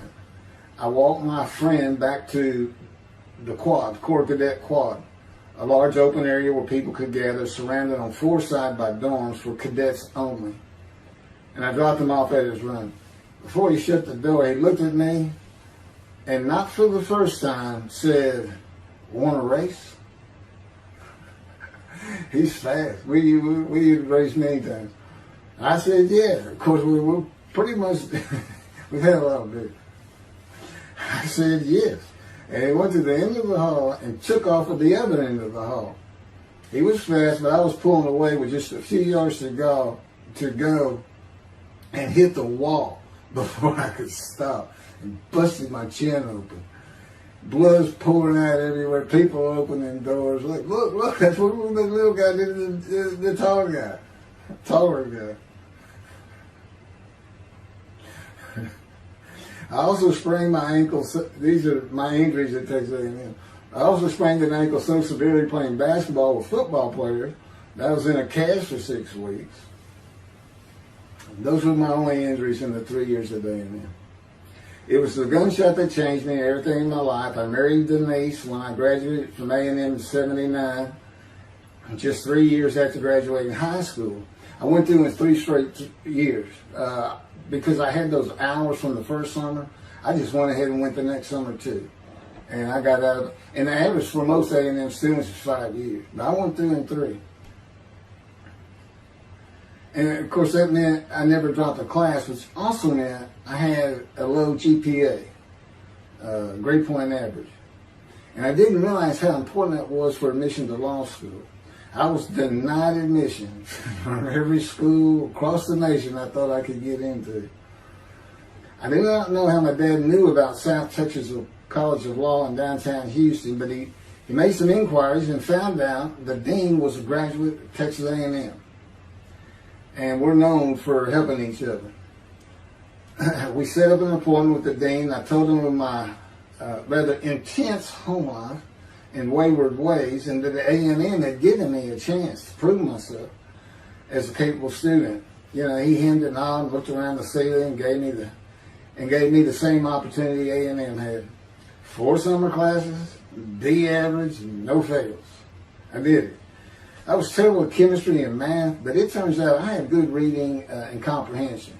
It's probably from reading all those science fiction books in school. I graduated in '82, and I did great on the bar examination. Keith Ellis McCarty, attorney at law. Who would have believed it? Which reminds me of verse 1 of Isaiah 53. Who can believe what we have heard? That's what any of my friends would say about me getting out of law school. Much less what's happening today. You go find somebody that knew me in high school, they say, who? Oh, that can't be true. Get out of here. I know him. Forget about it. Chapter 5. 27-year headache. I'm going to pick up with that on another video. And then that'll be it. Some general comments. 5 and 6. I'm not sure what 6 is. Yeah, 27-year headache. I'll go ahead and mention God in one of these accidents. And I won't say anything about the dog who took a hard left between my legs, just about severed my knee, my leg at the knee. I won't mention that. Or hitting the big Swede on the track. Unbeknownst to me, my arm just took off. I wouldn't have hit him with my right arm. The things he has shown me. And getting gut shot. Yeah, I think I would have figured out, you probably shouldn't be hanging out with this fellow anymore if you're going to be talking to his ex-girlfriend for another.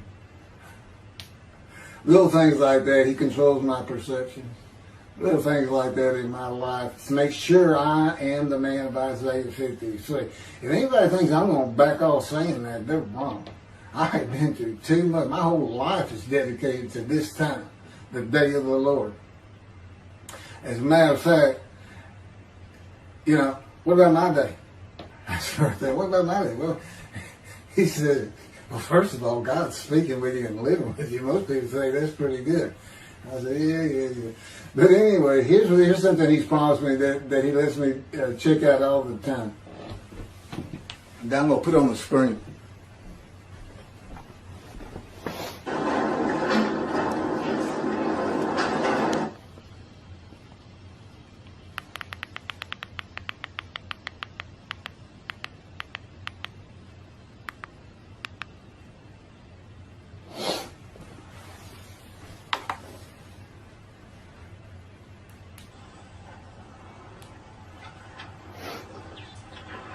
The Radiant GP Cycles, Shorties, Slip-Ons, Code Startup.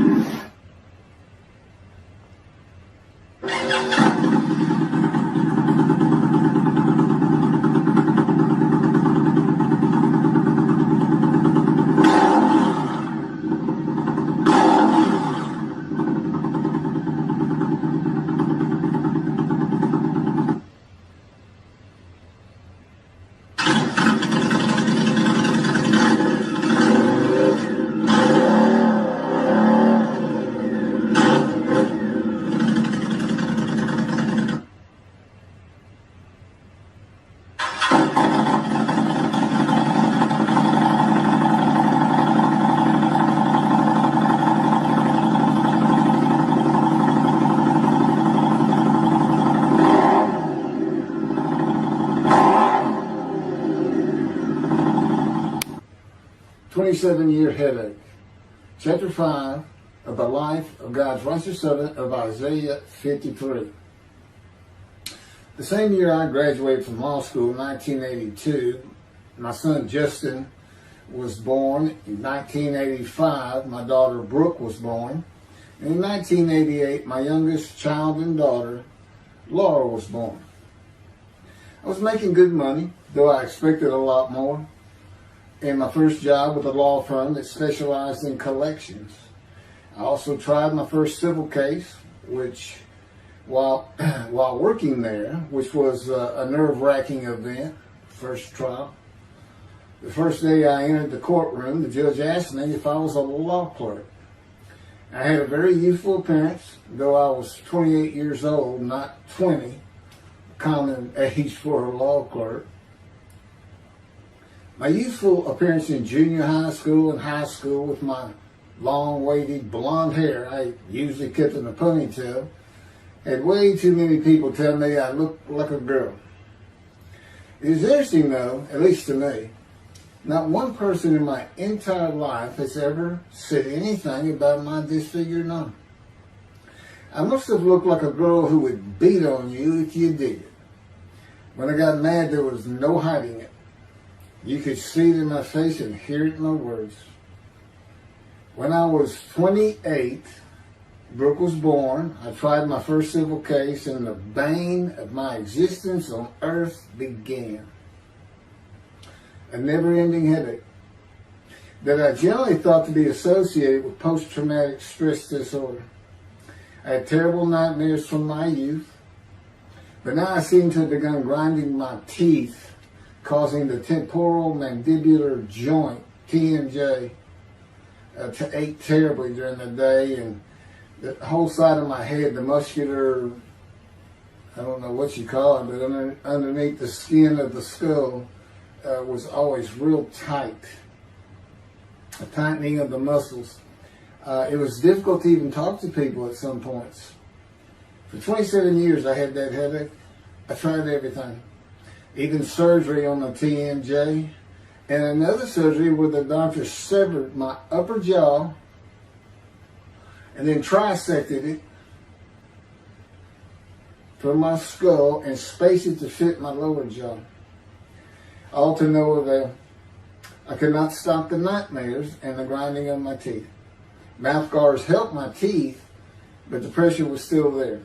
I literally feared going to sleep. I didn't want to wake up the next day sometimes because I knew how bad the pain would be there again.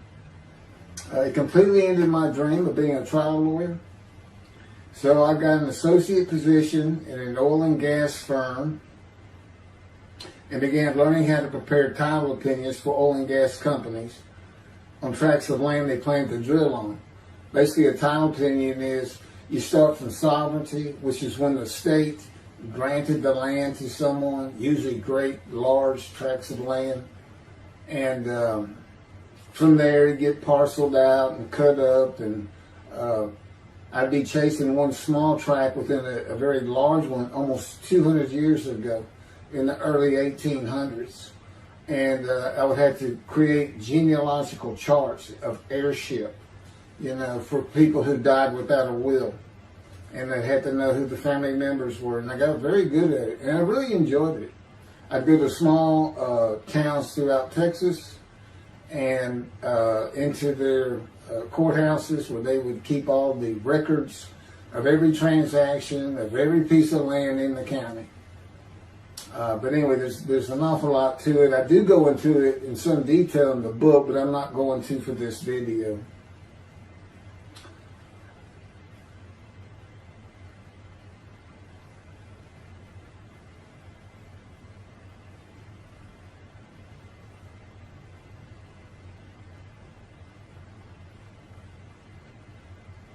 Eventually, I had my own firm. It's just me in my own office, and I was doing very well, though billing hours for title work is generally lower than other areas of the law, by the hour. But I had also been involved in multi-million-dollar sales of production between oil and gas companies, probated wills, prepared affidavits of heirship, worked with landmen to fix title defects, appellate work, including arguments before justices, plea bargaining in criminal cases for defendants, and anything else that came my way. Then it all stopped, and once again I was fighting for my life in 2001. This is chapter 6, skin, colon, and lung cancer. Oh, just God would have me tell you, he gave me those headaches. When he came to me, I stopped having nightmares. He provides my dreams for me now, and often as a learning experience. But the grinding of the teeth, everything stopped, and I thought it was just because I wasn't having nightmares, and took away any symptoms of PTSD, for which I was receiving money from an insurance company for disability, partial disability. And that went on for about 7 years. Then one day we're out walking, year 7 of 13, and I had that headache. It just came. And I just stopped. And I said, "You got to be kidding. You did not give me those headaches." He said, "Yes, I did. It's necessary. You are considered the suffering servant of Isaiah 53. You had to suffer your entire life until you're suitable for my purpose." And that includes fitting every verse of Isaiah 53. At that time, I had finally read it, 7 years into all this. It was about year 2, I think. But yeah, he did. And, I ended up taking painkillers left and right and drinking with it, as so many people do. I was able to maintain, my life, my work, and everything, but it was enough to put the strain on my marriage that I pretty much blamed myself for it. And I told him I did it. That's the only time I got hot. Disfigure me, gut shot, those things, they didn't bother me. But I said, you hurt my children terribly with that. Because I became a bad father. I mean, I wasn't the father I could be. I mean, they love me and I love them. We don't have any serious risks. They're off living their lives and they're all doing great.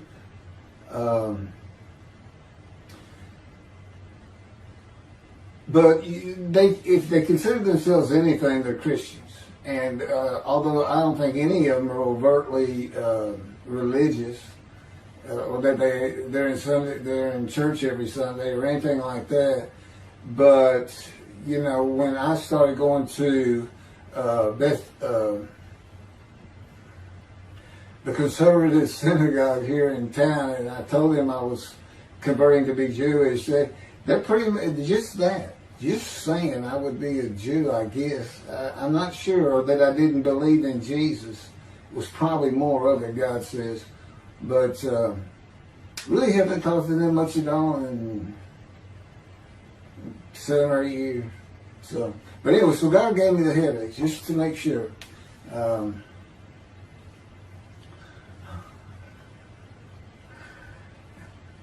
Anyway, I was married to Denise for 18 years, and we divorced in 1997 for irreconcilable differences. We agreed that she maintain custody of the children. The first to leave was Justin, and he came and lived with me. Then Brooke started getting in trouble, who is, as tough as she is beautiful. Her mom's very difficult to get along with. Justin was a lot like me at his age, and trouble followed him everywhere he went. Like me, he was hard to talk to, and like me, his getting out of high school was a coin flip. He's doing great. He learned the oil and gas landman business, and I helped him out as much as I could, and friends of mine helped him out even a lot more. And he's very successful now. Married, no children. Laura's married, no children. She's got a great job. And Brooke is married with 2 children. I have 2 grandchildren. Long life, see his children. You'll see what I'm talking about, long life, when I get to the lung cancer that God chose to crush me with. Something had to be done, and to make matters worse, Denise had met a man and they were going to get married. But he didn't want Brooke. to be part of their new family, or Justin for that matter. He wasn't going to go stay with them anyway. Now, I had 2 of the children, and she had 1, but all still in her custody according to the divorce decree. So anyway, I stopped paying child support on those 2, but had not gotten around to the proper revision of the divorce decree when I took Justin and Brooke with me to live on the Big Island, Hawaii. Laura came with us to visit for a month. This oversight on my part resulted in Denise and now her 3rd husband filing papers in divorce court for past child support for all 3 children, for the time I had begun paying her 1/3 of the original amount. I represented myself. I had won contempt of court and was locked up for a day, but I never had to pay that money. By verbal agreement, I sent Laura back exactly 1 month later. I could not leave her out, and I wanted her to see where her brother and sister would be living. They were all so close and protective of each other, and still are to this day. And she was so sad. One of the hardest and emotionally painful things I have ever done was put her on the plane back to Houston. I can't think of anything else. The backdrop to moving to Hawaii was my firm was in dire need of new work. But the oil and gas industry was down. It's always up and down. And my clients were not drilling. A landman I knew called and said his sister in Hawaii, a brilliant eye doctor, but not a good businesswoman, needed help resolving creditor issues stemming from her new offices and equipment purchases. I told him it was a good time for me, as things were slow, and who's going to turn down a free expense trip to the Big Island, Hawaii? So I went and took care of everything without charge, but of course everything was paid for. When I came back to live in Hawaii, at the urging of the doctor that I had helped, who did not like the look of an abrasion on my chest, and it had been there for years, I was examined by a friend of hers, and it was cancer. I don't remember what the doctor called it. He removed it in surgery with a 6-inch diameter circular cut, and it was not malignant. I could practice in just about any area of the law, and all I had to do was pass the Hawaii bar exam, one of the toughest in the nation. While studying for the bar, my body, all at once, in a moment, told me something bad was wrong with me. I had been running, swimming, riding my bike everywhere I went, letting Justin have the car, and had been feeling good and strong. In a moment's time, I was weak and sick while grocery shopping, and there was a pain in my belly and my abdomen. I did not know it, but a large tumor in my colon had burst through my colon, and I was bleeding internally. I did not go to a doctor, which I guess is my nature. That, and I did not have medical insurance. Anyone asking anyone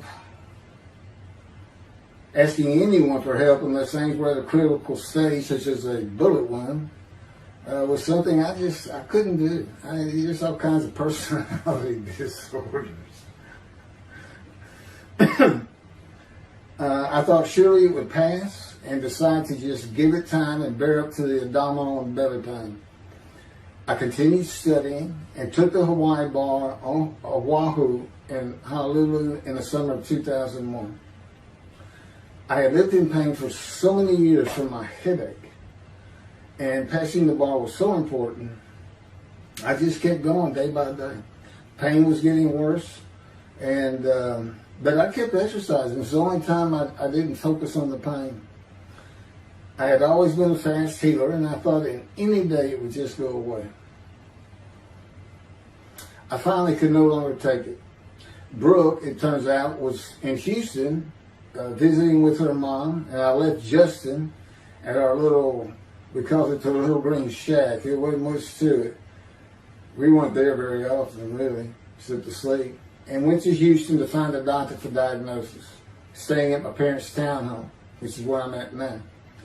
I had allowed my major medical insurance to lapse using premiums for child support when things had gotten lean. I just needed someone to tell me what was wrong. I would find a way to take care of whatever the diagnosis was. Early September, I was close to dying, lying on the floor of a dingy apartment of a friend who traveled for work. I could no longer get up to even try and get medical help. And I had not told anyone how bad it had become. Then the planes hit New York. Seeing how grief-stricken so many relatives were on the news, I began to think for the first time how awful my children would feel when they found out how and where I died all alone. So I asked my father, again, it's hard for me to ask people for things, for the money to pay for a colon examination that had been suggested by a doctor at one of those clinics you find in a strip mall, the only places I could afford. The doctor who performed the colonoscopy finally found what was making me so ill and unable to eat. A malignant tumor 6 to 8 inches long that had burst through my colon, and I was bleeding internally. You know, I come out of anesthesia, partial anesthesia, and he's holding this picture, and there's this great big purple blob, and he says, I couldn't get the scope past this. It's not a good way to wake up. To say it crushed me in my life is an understatement. The pain, the weight loss, inability to eat, all I could do was drink calorie drinks. Began about 4 months before the colon examination. That was 4 months of sheer pain. But as it turns out, I did pass the Hawaii bar exam. It was now early October 2001. The doctor told me, look, you don't have insurance. Go to Bentop Hospital. That's the hospital I went to when I got gunshot. I prefer gut shot. It sounds better. Really, man. And he gave me the pictures from the procedure showing what he could not get the scope past. Just shaking his head and saying, you should have come in much earlier. So I went to Bentop thinking I was here in 75 on October 5, dying, but I did survive. And here I am again on the first week of October 2001. I showed the pictures to the admitting nurse. Instead of them sending me to the waiting room, she just looked at me and she said, this is a public hospital. I mean, you can wait all day long to have a cold check. She looked at me and said, why did you wait so long? And how are you still alive? And I told her, I have no idea. She did not send me to the waiting room. They had an orderly take me immediately to a room. There they hooked me up to a morphine machine where I could hit a button at a time interval I can no longer remember and receive a small dose. I do know I never missed one. I was very depressed, and my parents who waited in that line for admittance with me looked so sad and depressed. It was not one of my better days, though I finally had some pain relief. Day after day, I lay there waiting for the next test they would run. It was during this time I received notification that Denise had filed papers in the divorce court to recover monies for the time I was taking care of 2 of the children. It's also when I received notification from Hawaii that I had passed the bar exam. So, Bentop Hospital, what a lifesaver. I mean, young surgeons in like Baylor University, medical schools, it's a prime position to get your hands on if you're going to be a surgeon, because you're in surgery all day long and all night long. As long as you can stand up, they're bringing people in. It's just a real hot spot in Houston and a great hospital, but it's not a place you want to stay. You really don't. My doctor would come in and be out so fast I never knew what was going on. He did tell you my previous surgery to my abdomen, where they opened me up from stem to stern, complicated removal of the tumor. On October 25, my son's birthday, who was now stuck in Hawaii, They cut me open again and removed the tumor. It was about a week or so later, I was released with a schedule for chemotherapy. I returned to the dingy apartment all alone. I just stared at the television for weeks. I did, and chemo, so depressing for those who had to go into it. A small room with big chairs for about 20 people who all looked like death, including me. Everyone with an assortment of bags of chemo dripping into our arms for hours. It took about 8 hours before I really got sick from it. And I had to park a long way to avoid paying for parking and drive a long way to the apartment. It was a very gloomy fall and winter. When I completed my chemo of once a week for 6 or 9 months, more tests were scheduled. I do not remember how many months the chemo lasted. I do remember I did not finish, missing the last 3 sessions. At the end, I could not get out of the door without bursting into tears and just not go. It just wore me down to nothing. On the bright side, it was my goal. I had my own apartment called the Loft. It was brand new and very nice on a bayou close to downtown Houston with a running trail alongside it and lots of woods near Memorial Park where I had been running a 3-mile circuit since high school. I returned to being told for follow-up tests, including x-rays of my chest, and the colon cancer had not returned then and to this day. The chest x-rays were another matter entirely. The doctor told me he had bad news and showed me the x-rays telling me the white spots I was seeing was cancer. They were everywhere. Lungs full of cancer, he said, at a stage I could not be treated with any success. My dad was with me, and I asked the doctor, well, what does that mean?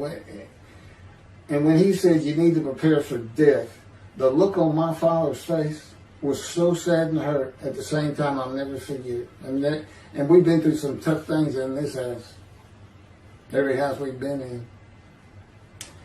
It didn't affect me one bit. I did not feel anything. I was too beat down from the chemotherapy to care, I guess. God tells me I had a lot to do with that. And in fact, no matter what they said, I didn't think I was going to die. But I didn't know that. I just wasn't having that conscious thought. And God says he had a lot to do with that. Of course, he hadn't spoken to me yet. I had never seen a doctor for cancer or any other ailment since that day. I had to get Justin home was all I thought about. But I needed money. I found an old client that needed a title opinion for a drill site well. I struggled through that and got my boy back to Houston. And it was tough. I was so weak. And it had been so long since I really had done any title work. And just going to pick the work up and visiting with the client was a major to-do for me. But we got there and I got Justin home and he went to live with some childhood friends. This was now 2002 and going into 2003. I just walked all over the running trails in the 3-mile loop at Memorial Park and in the woods day after day. I didn't think about dying, but I did I did not think about restarting my law practice either. I watched a lot of television and played video games. I watched the Tour de France for the first time and got inspiration from Lance Armstrong. I was still alive though, and the funny thing was my lungs never bothered me. I was never sick. It's because God had already removed it. After I got the news I was dying of lung cancer, he took them from me. That's what he tells me. And I don't have any symptoms. As you'll see right here, in 2005, I picked up some title work here and there and made an office out of my loft. I bought my first motorcycle, soft-tailed lowrider Harley Davidson. First time in many years I was happy. I love riding that bike. In 2006, I did some landman work for standard day wages and began dieting and running.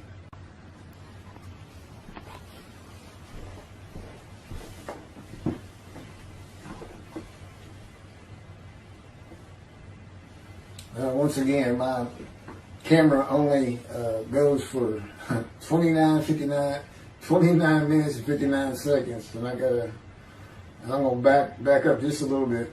In 2006, I did some land work for standard day wages and began dieting and running. I had never been a swimmer in terms of training for it. I love the water and swimming, but I never trained with laps at different paces and various distances. Mostly because I was so slow, because of my right arm. I was reaching an age, though, where endurance in my running was more important than speed. And so endurance swimming was too.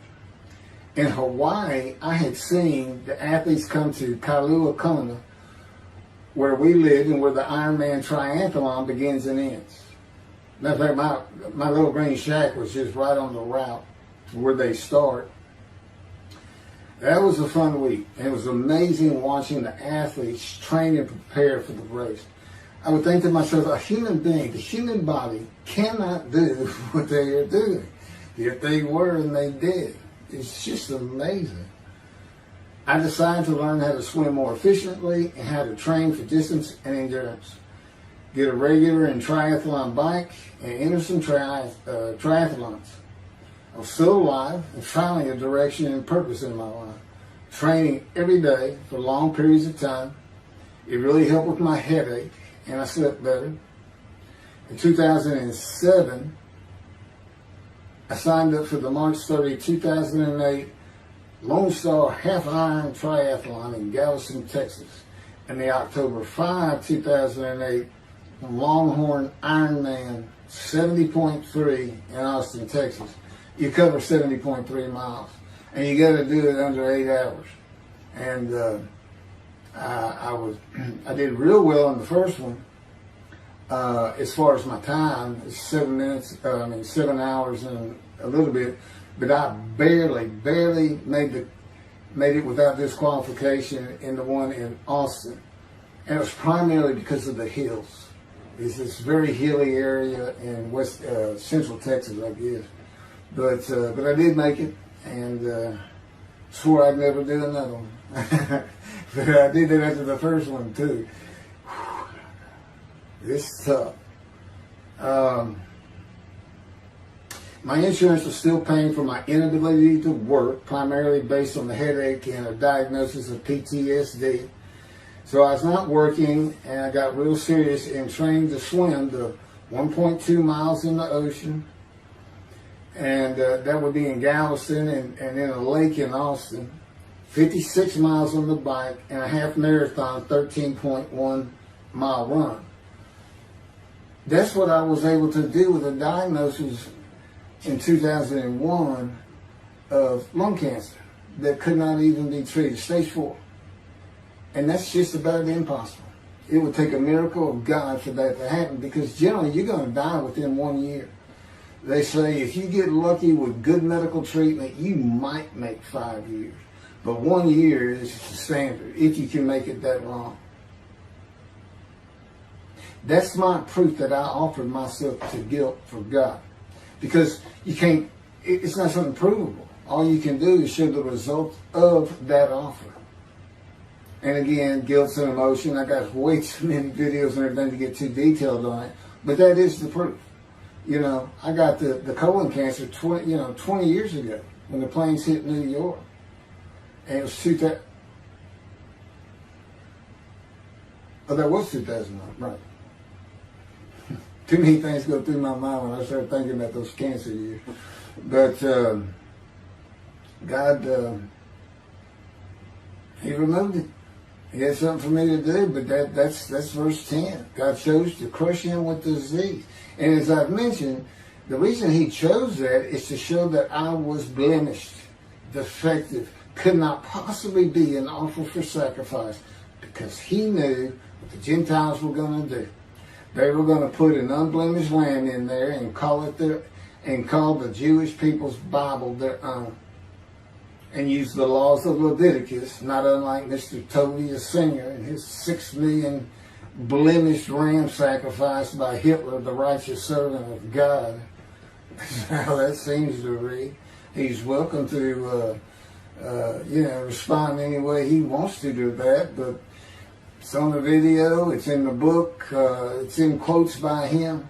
It's from his midrash, from his site. And he said, share this with everybody. Everybody can take it and just share how great my knowledge is. Well, it's lacking in some areas. There's any question he's an intelligent man. But his reasoning capabilities, in my opinion, at least as to Isaiah 53, are severely wanting. I am that man. And God's going to give the Christians hell with it and with me. Just like I just heard this for the first time on the video. When all of a sudden he had me say that Jesus announced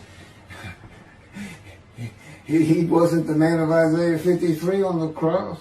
When he said, Father, Father, Father, why are you forsaking me? Because he was about to die. In Isaiah 53, who he thought he was, and he's not, who he didn't fit the verses, but he thought he was supposed to be exposed to death, but given long life. So boldly he goes into the Roman Jerusalem and gets himself taken up. He's not worried. Delusional, yeah, maybe, but as far as I'm concerned, he's nothing but a story. He never existed. And the story starts with the Essenes of the Red Sea Scrolls and the teacher of righteousness. Real quick, I'll go over that. Here's the thing. Their founder is called the teacher of righteousness. Okay? They were great followers of Isaiah. They had the great scroll of Isaiah. They're prolific writers and copyists. They had their own gate at Jerusalem. The Essenes gate. Now, the New Testament never mentions them. You got Pharisees, Sadducees, Essenes, but they never mention an Essene. And Jesus, quite frankly, would have been one of them. Because they embody who he is. They didn't like riches, hated sinning. They didn't like material things. They removed themselves from Jerusalem, in the most part, to those caves by the Dead Sea for that very reason. But they did have a gate. They still had people who would be there. And you know what they would do at the gates? Tell stories. That's what you do. You tell stories. And it is a great story. Here's this guy. He's connected with God. Back then they believed men were gods. Caesar was a god. Over in Egypt you had the same thing going on. It's a common thought that men could be gods. And this story just springs up. And there isn't any question. They'd have gone and questioned it. I mean, they're sitting right front and center in Jerusalem. You think they didn't hear about this man walking on water, raising the dead, feeding 5,000 with 2 fish and 5 loaves, turning water to wine? That alone, Rome would have said, Caesar would have said, he does what? He turns water to wine. Bring him to me. Don't touch a hair on his head. You don't kill the man who turns water to wine. You send him out with your armies. Make your men happy.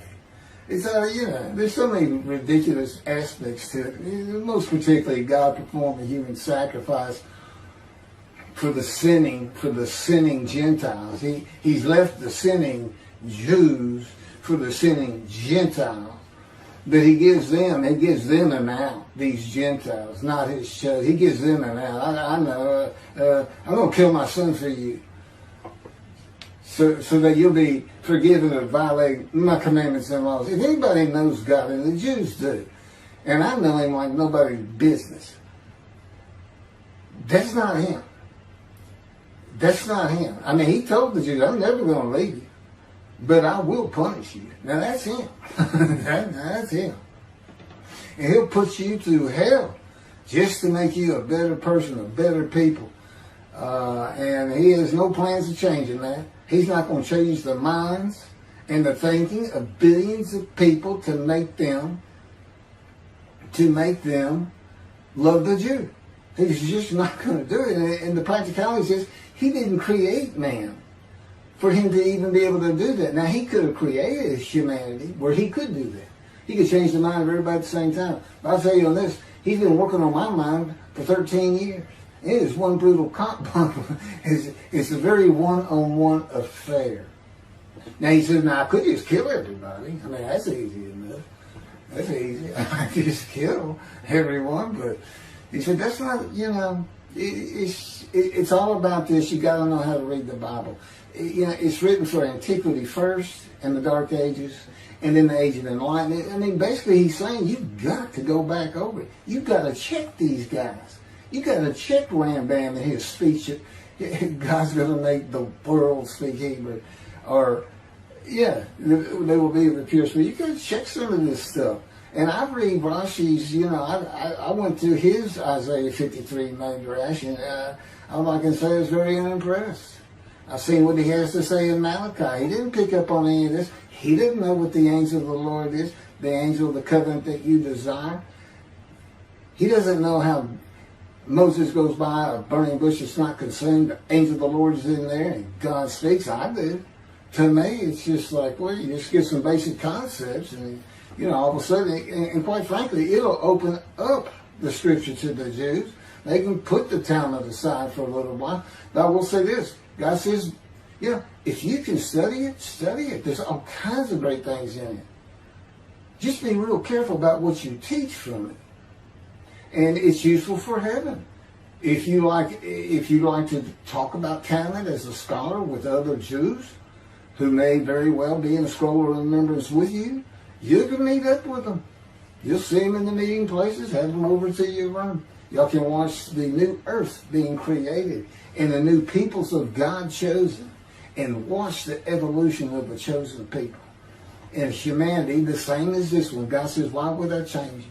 Why would I change it? When I did it, it was perfect. And you can tell Mr. Singer that the evolution that he's talking about, where all of a sudden the world's going to love the Jews, been going on for over 3,000 years, and it hadn't even. And today, anti-Semitism's up, and David is here. It's not going to happen. Thank you very much. I will be doing. Was that 5 and 6? Yeah, that was 5 and 6. Now the book picks up at chapter 7. It's on a video when God first speaks to me. And it's very interesting. And we'll still be putting some videos out. But I've pretty much covered all the major material. Everything from Isaiah 53 and the day of the word, Lord. There's a few more things. And it's a better read than it is a video watch. But, for those who like to read. But it's covered very well in these videos.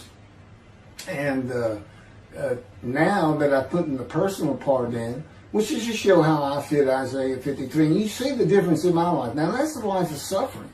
That's a life of pain. That's a life of familiar with disease. They say, gee, well, he died on the cross. He was scourged. He was scourged and this and that. Do you know how much he suffered in his life? I mean, he's not even in the conversation as a man of suffering. He's not in the conversation. Thousands and thousands and thousands of people died horrific deaths back then and by crucifixion. It's not the only one. This is descriptive of a man and his life. So you can find him, identify him. And what did he do? He never suffered. He was never sick, ever, until the last day of his life. He's 30 years old and he's got one baby under his belt of pain and suffering. To me, you're not even in the conversation. I mean, that's nothing. That's not even suffering. That's just, you had a bad death, sorry. You got whipped first. You got whipped. One gospel says the scourging was an open-handed slap to the face. Now, the other three do say scourge.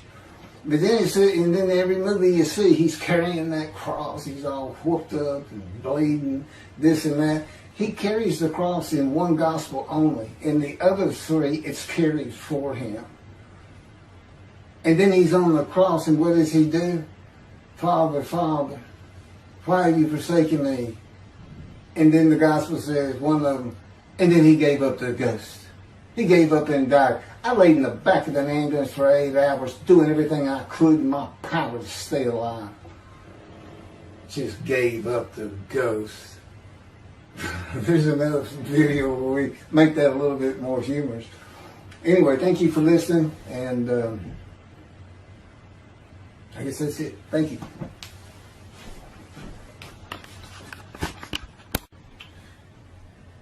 This is a video that leads into a brand new very distinct, not heard from before, commentary on Isaiah 53, which begins actually in Isaiah 52, is comprised of 7 videos I have put together in the last month or so. And I'm just putting them all together with a lead-in video explaining these things and why it's so new, novel, and has such a different view of the scripture from that which Judaism teaches regarding a messianic era when David comes, the descendant of David. They often refer to him as King Moshiach. Moshiach means the anointed one. And you'll get the idea from the title of this video real quick. God speaks to an atheist. And it began like this. The doctors who gave me 1 month to live from lung cancer in 2002 that developed from my colon cancer metastasizing would have been surprised that I was still alive, to say the least. I had stopped thinking about the lung cancer years before. The white spots in the x-rays that filled my lungs, like the stars in the night, did not inhibit my breathing or slow me down in any way. At this point in time, I'm training for my first triathlon. And I didn't start small. I did a half Ironman.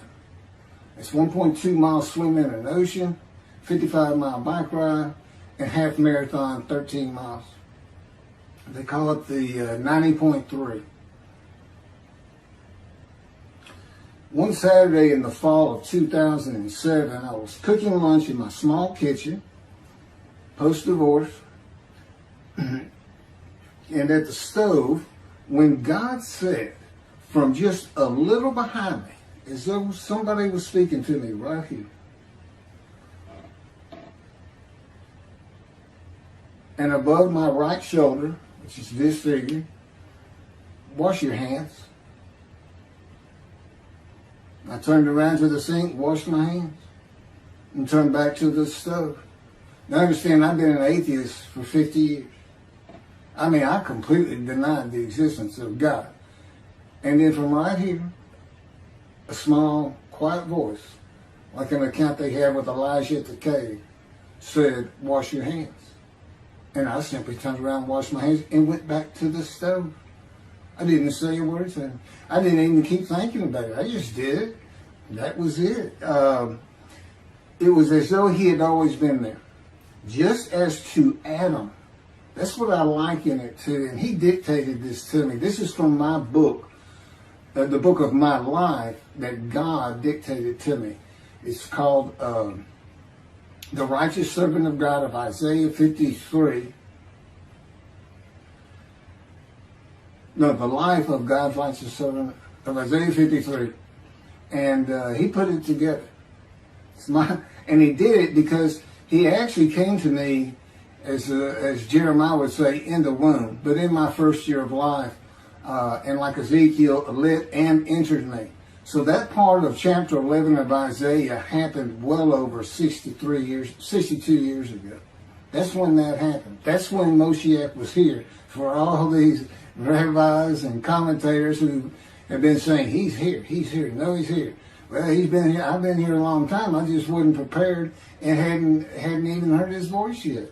But what he did, you know, with Jeremiah, he made sure he was a priestly, godly man and guided his life.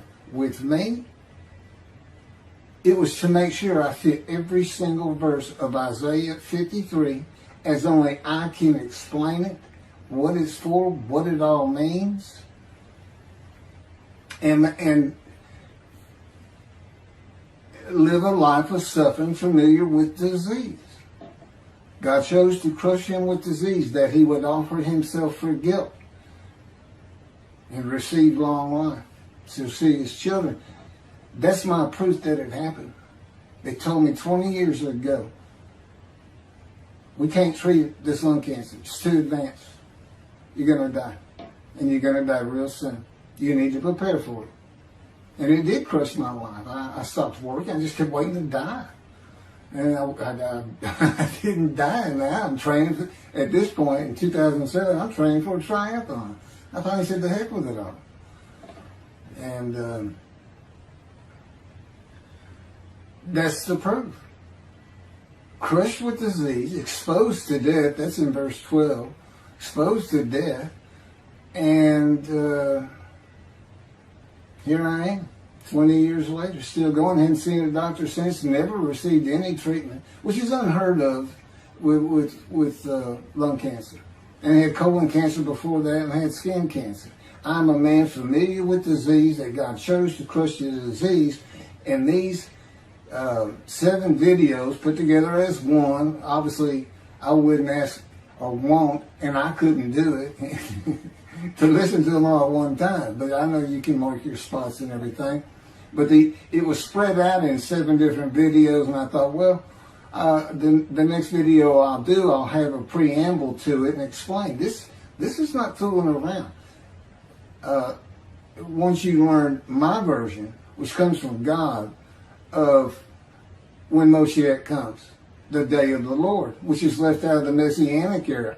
But if you ignore me, God says, as my role as Elijah, God says, when he does return to his temple suddenly, it's going to be with, and it's not there, it's going to be with utter destruction to the land.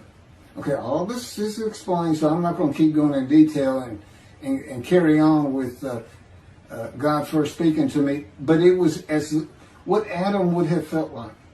This is natural. I mean, to him, having somebody speaking to him from above him, from up here, from within him, it's perfectly natural. And he wouldn't be falling down in reverence and I'm not worthy and all that. It would just be, this person's always talking to me and telling me what to do. The fact that he doesn't see him wouldn't probably enter into his mind. That's just the natural order of the world for Adam and me. Particularly today, 13 years later. Still in God's fire of refinement, preparing me. And now we have the books, they're unpublished. Jewish publisher, Christian publishers, I dare not even send it to them. Because how harsh I am on Jesus Christ, who said he was the man of Isaiah 53. And it's because of him I had to get crushed with cancer. That's what that's all about. God doesn't have to crush you to make you offer yourself for guilt. He just seized Ezekiel and put him through the fire of refinement, the anguish of it, and sent him off to be a prophet to the Assyrian, Babylonian exiles, of which he was one, actually. The book of Ezekiel is the key to Isaiah 53. That's my backup. See, God, these videos, everything, the way where he put angel of his presence and Holy Spirit, that Judaism doesn't recognize. A host of the Lord's host. It's in the book of Joshua, one time. He did it so they wouldn't find it. He knew what this was going to be about. These are my proofs. This is what it's all about. He set it up for me to be this controversial.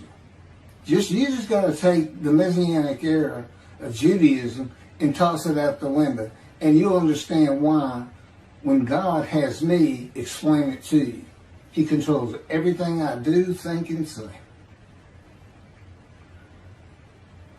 Finishing preparing lunch and ready to watch a Texas A&M football game, I headed to the living room, and God said, "Get a napkin."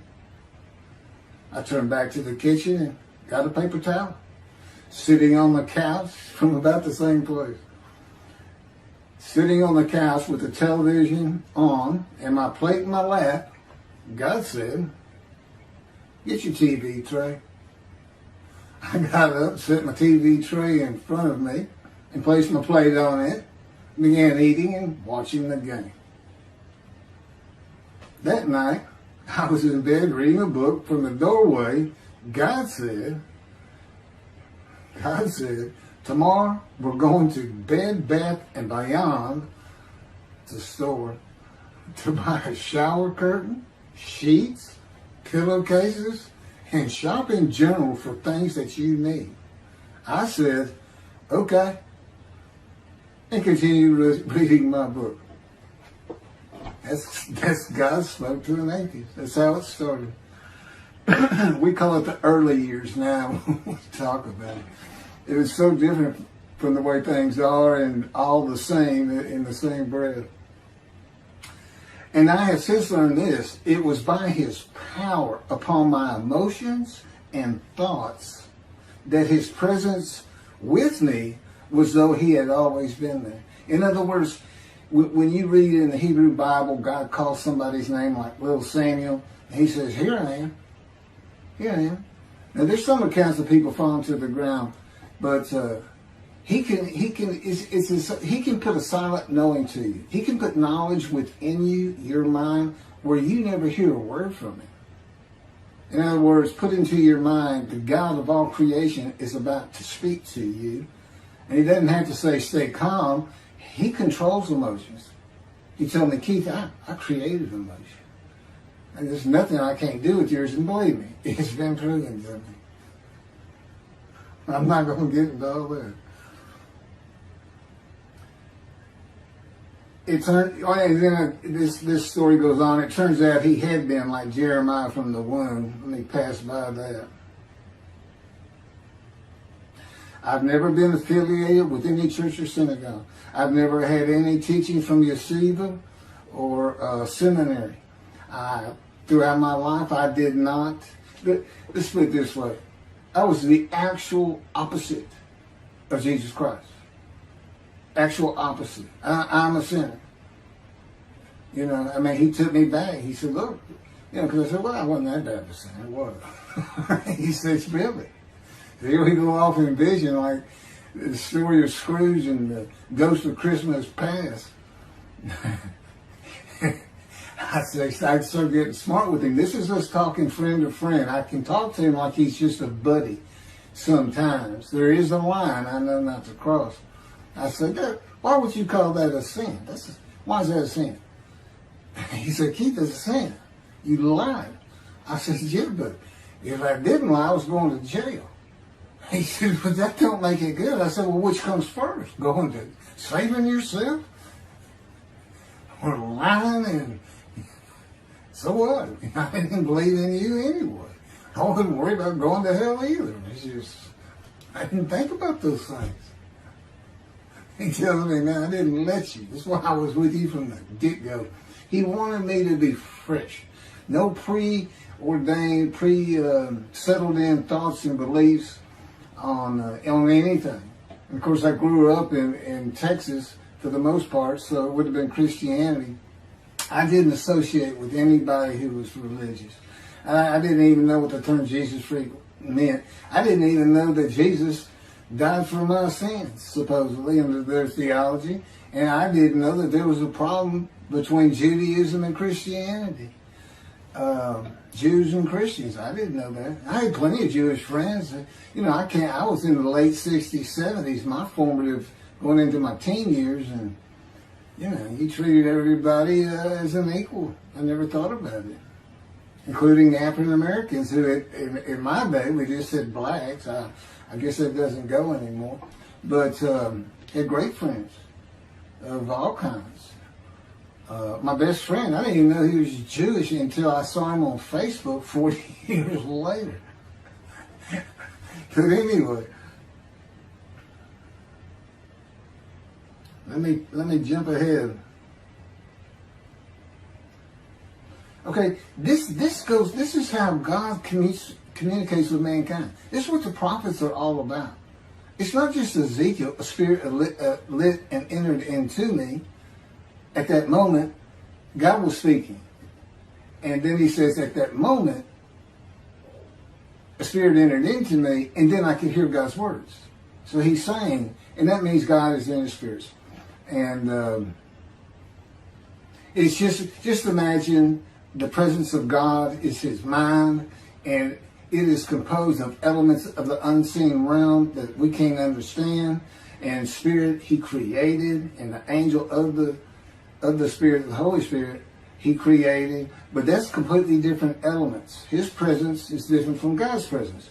But they're like big clouds. And they can float together and be as one cloud. Okay, that cloud is what descends upon you. They are within me and without me. If you, this audience, was in a room with me, they would envelop you all around you. You'd be in the presence of God. The difference with me in that room is that that cloud engulfs me, flows through me. It's within and without me, as though there's no break because of my physical structure. My little spirit is a little cloud that also drifted in. That's what it is. And it happened with all the prophets. If they spoke God's words, he was talking to them. He was telling them, write this down. Write this down. All these 20 books or so of the books of the prophets. Ezekiel, write this down. You gotta set this up. Jeremiah, write this down. See, a time is coming. Well, that's the time in Malachi. It all comes together, and you'll find it in all these videos. So, and it doesn't just include Moses and the prophets. The man who wrestled with Jacob. Jacob says he wrestled with a man in divine beings.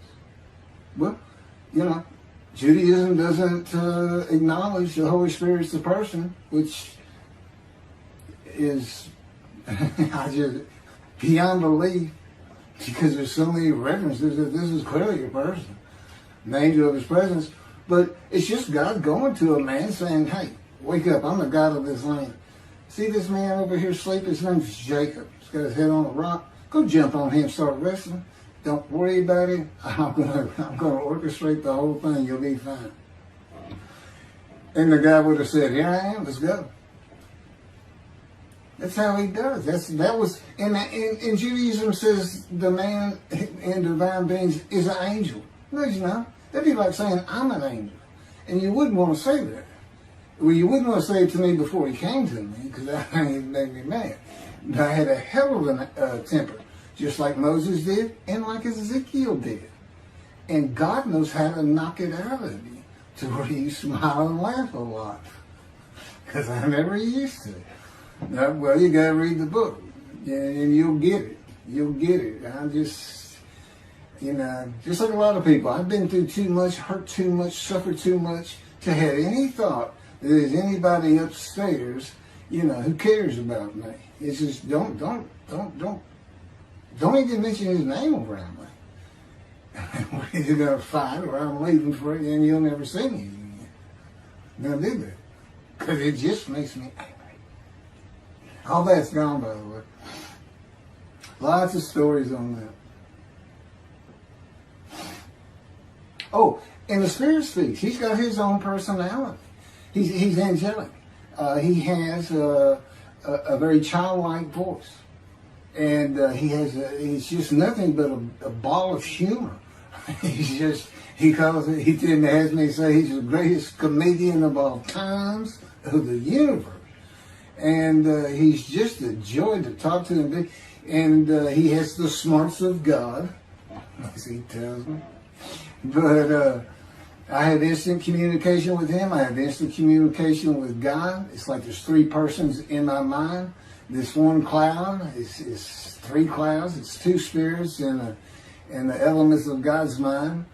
And slow process of 13 years, and there's 13 years of, and this is from Isaiah 53, punishment, wounding, chastisement, maltreatment, crushing, bruising. And I'm telling you, he's relentless. It's in the stories, and I have a lot more once I get to Israel, and I have full confidence God's going to get it done. That's one thing I don't worry about. 13 years, a year and a half of trying to get books published, denied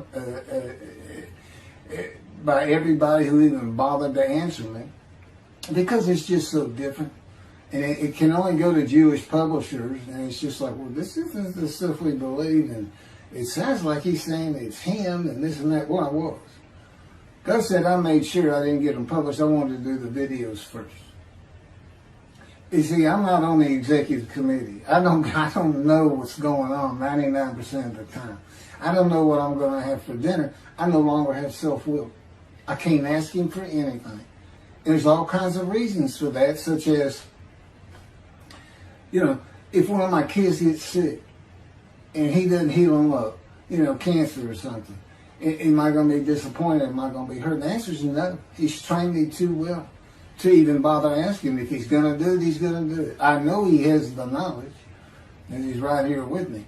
So, it's a long, detailed process. I know things from his perspective. It's just another reason the Messianic era is not going to happen. And it comes out in these films. But the Holy Spirit, the angel of his presence, we're friends. God says, I can't be friends with human beings. I said, well, we're friendly with each other. He said, yes, that's right.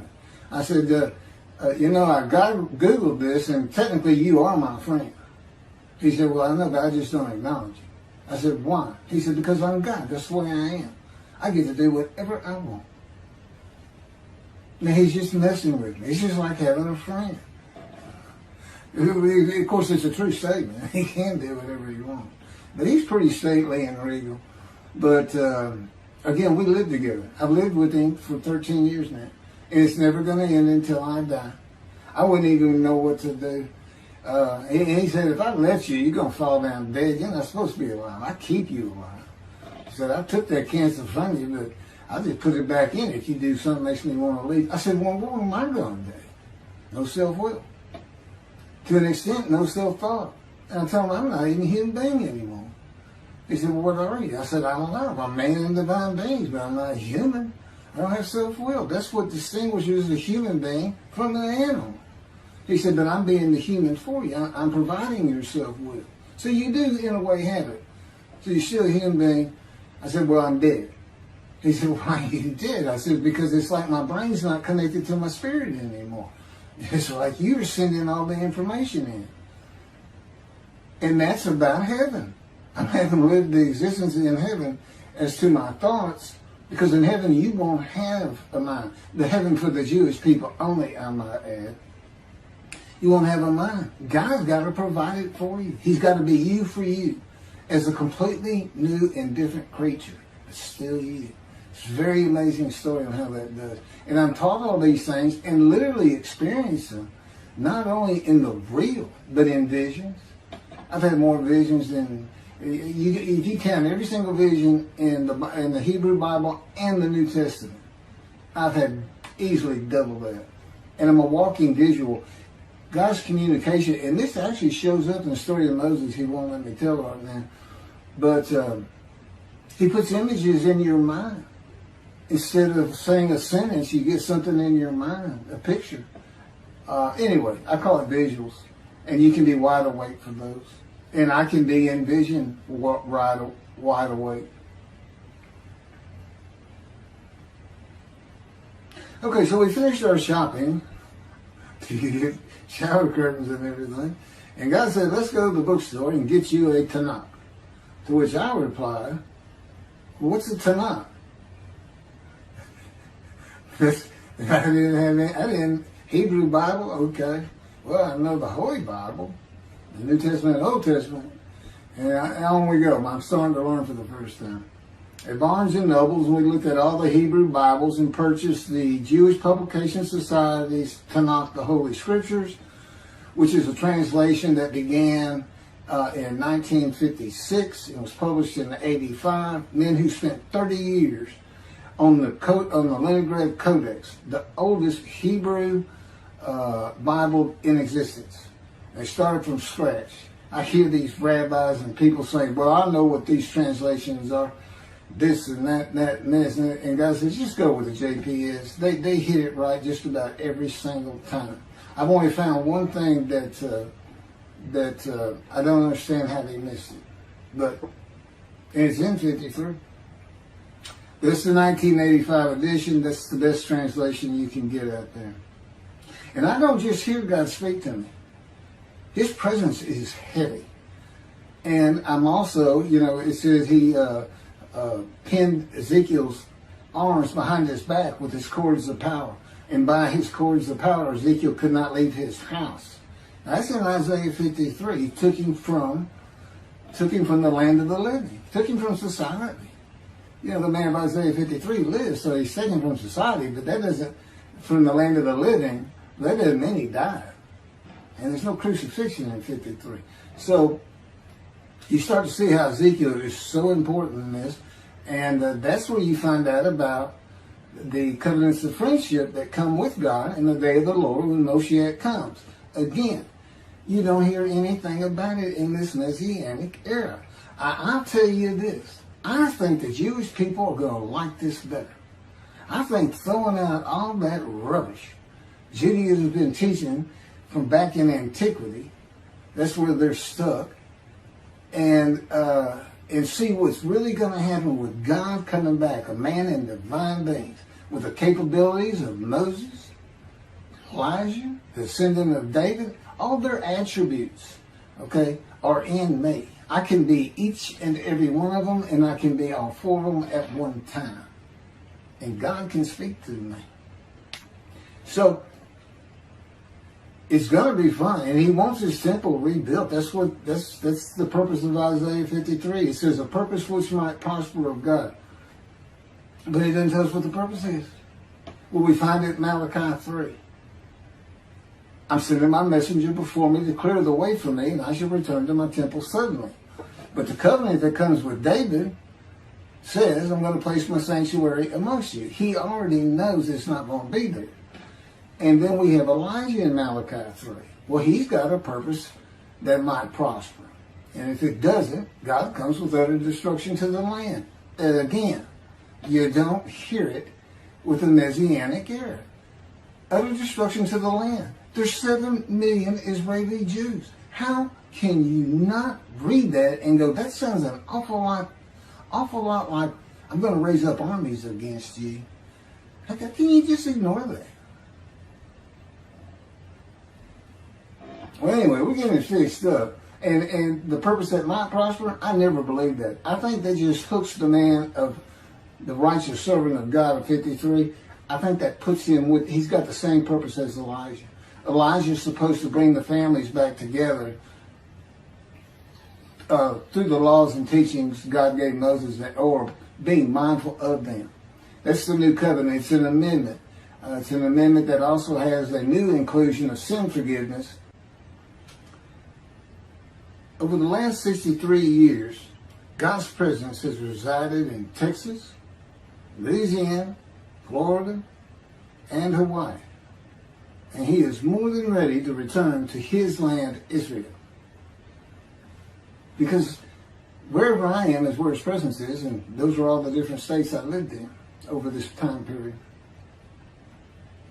Wherever I go. As a matter of fact, if you see me in Israel down at the old city or down at Tel Aviv, you can turn to your friend and say, hey, I know where God is. I said, really? I thought he left. Some people say he died. He said, no, you see that guy over there? He's all around that guy. And some say inside too. That's what it's going to be like. God says, when we get to Israel, we're never leaving again. I said, I wanted to see Great Britain.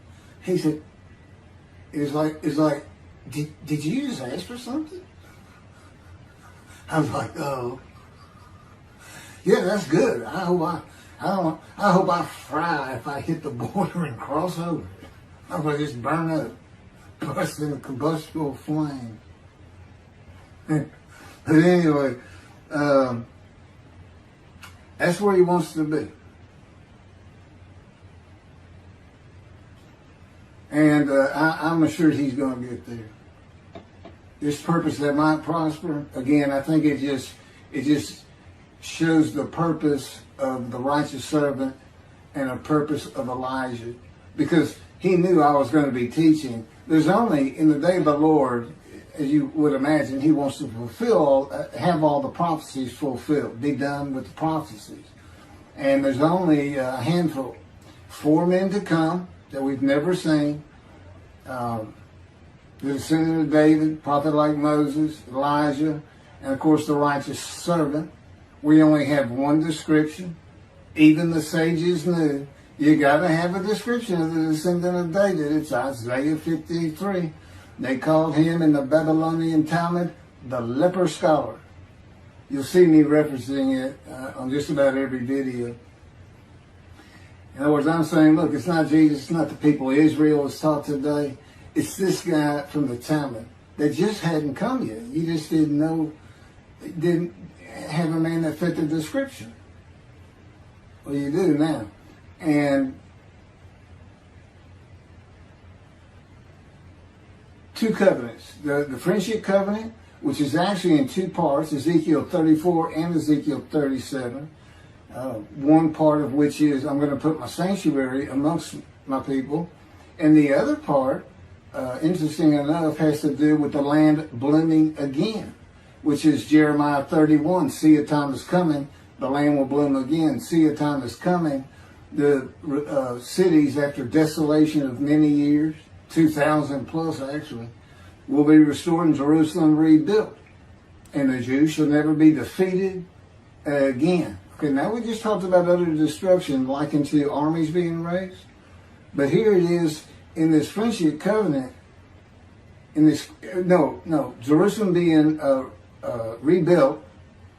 If that's done, then you'll never be defeated again. So, you look at it and go, well, there's kind of a problem between those two. And what I think it means is he's going to get the temple built now that Jerusalem's been rebuilt and he's come. That this might prosper because, it kind of gets you. So what is the purpose of God might prosper? Who thought you could do everything? And he said, well, in a large part, my people got to listen to you. They got, especially the rabbis, they never listen to my prophets. They're all full of themselves. Think they know everything. Boy, he starts getting angry. And see, that's not good for me.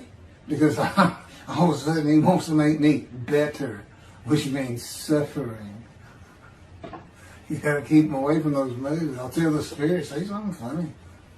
Got the funny guy around here. We talk friend to friend too. Well, anyway, I'm going to let you. There's a lot more, but this story's in my book.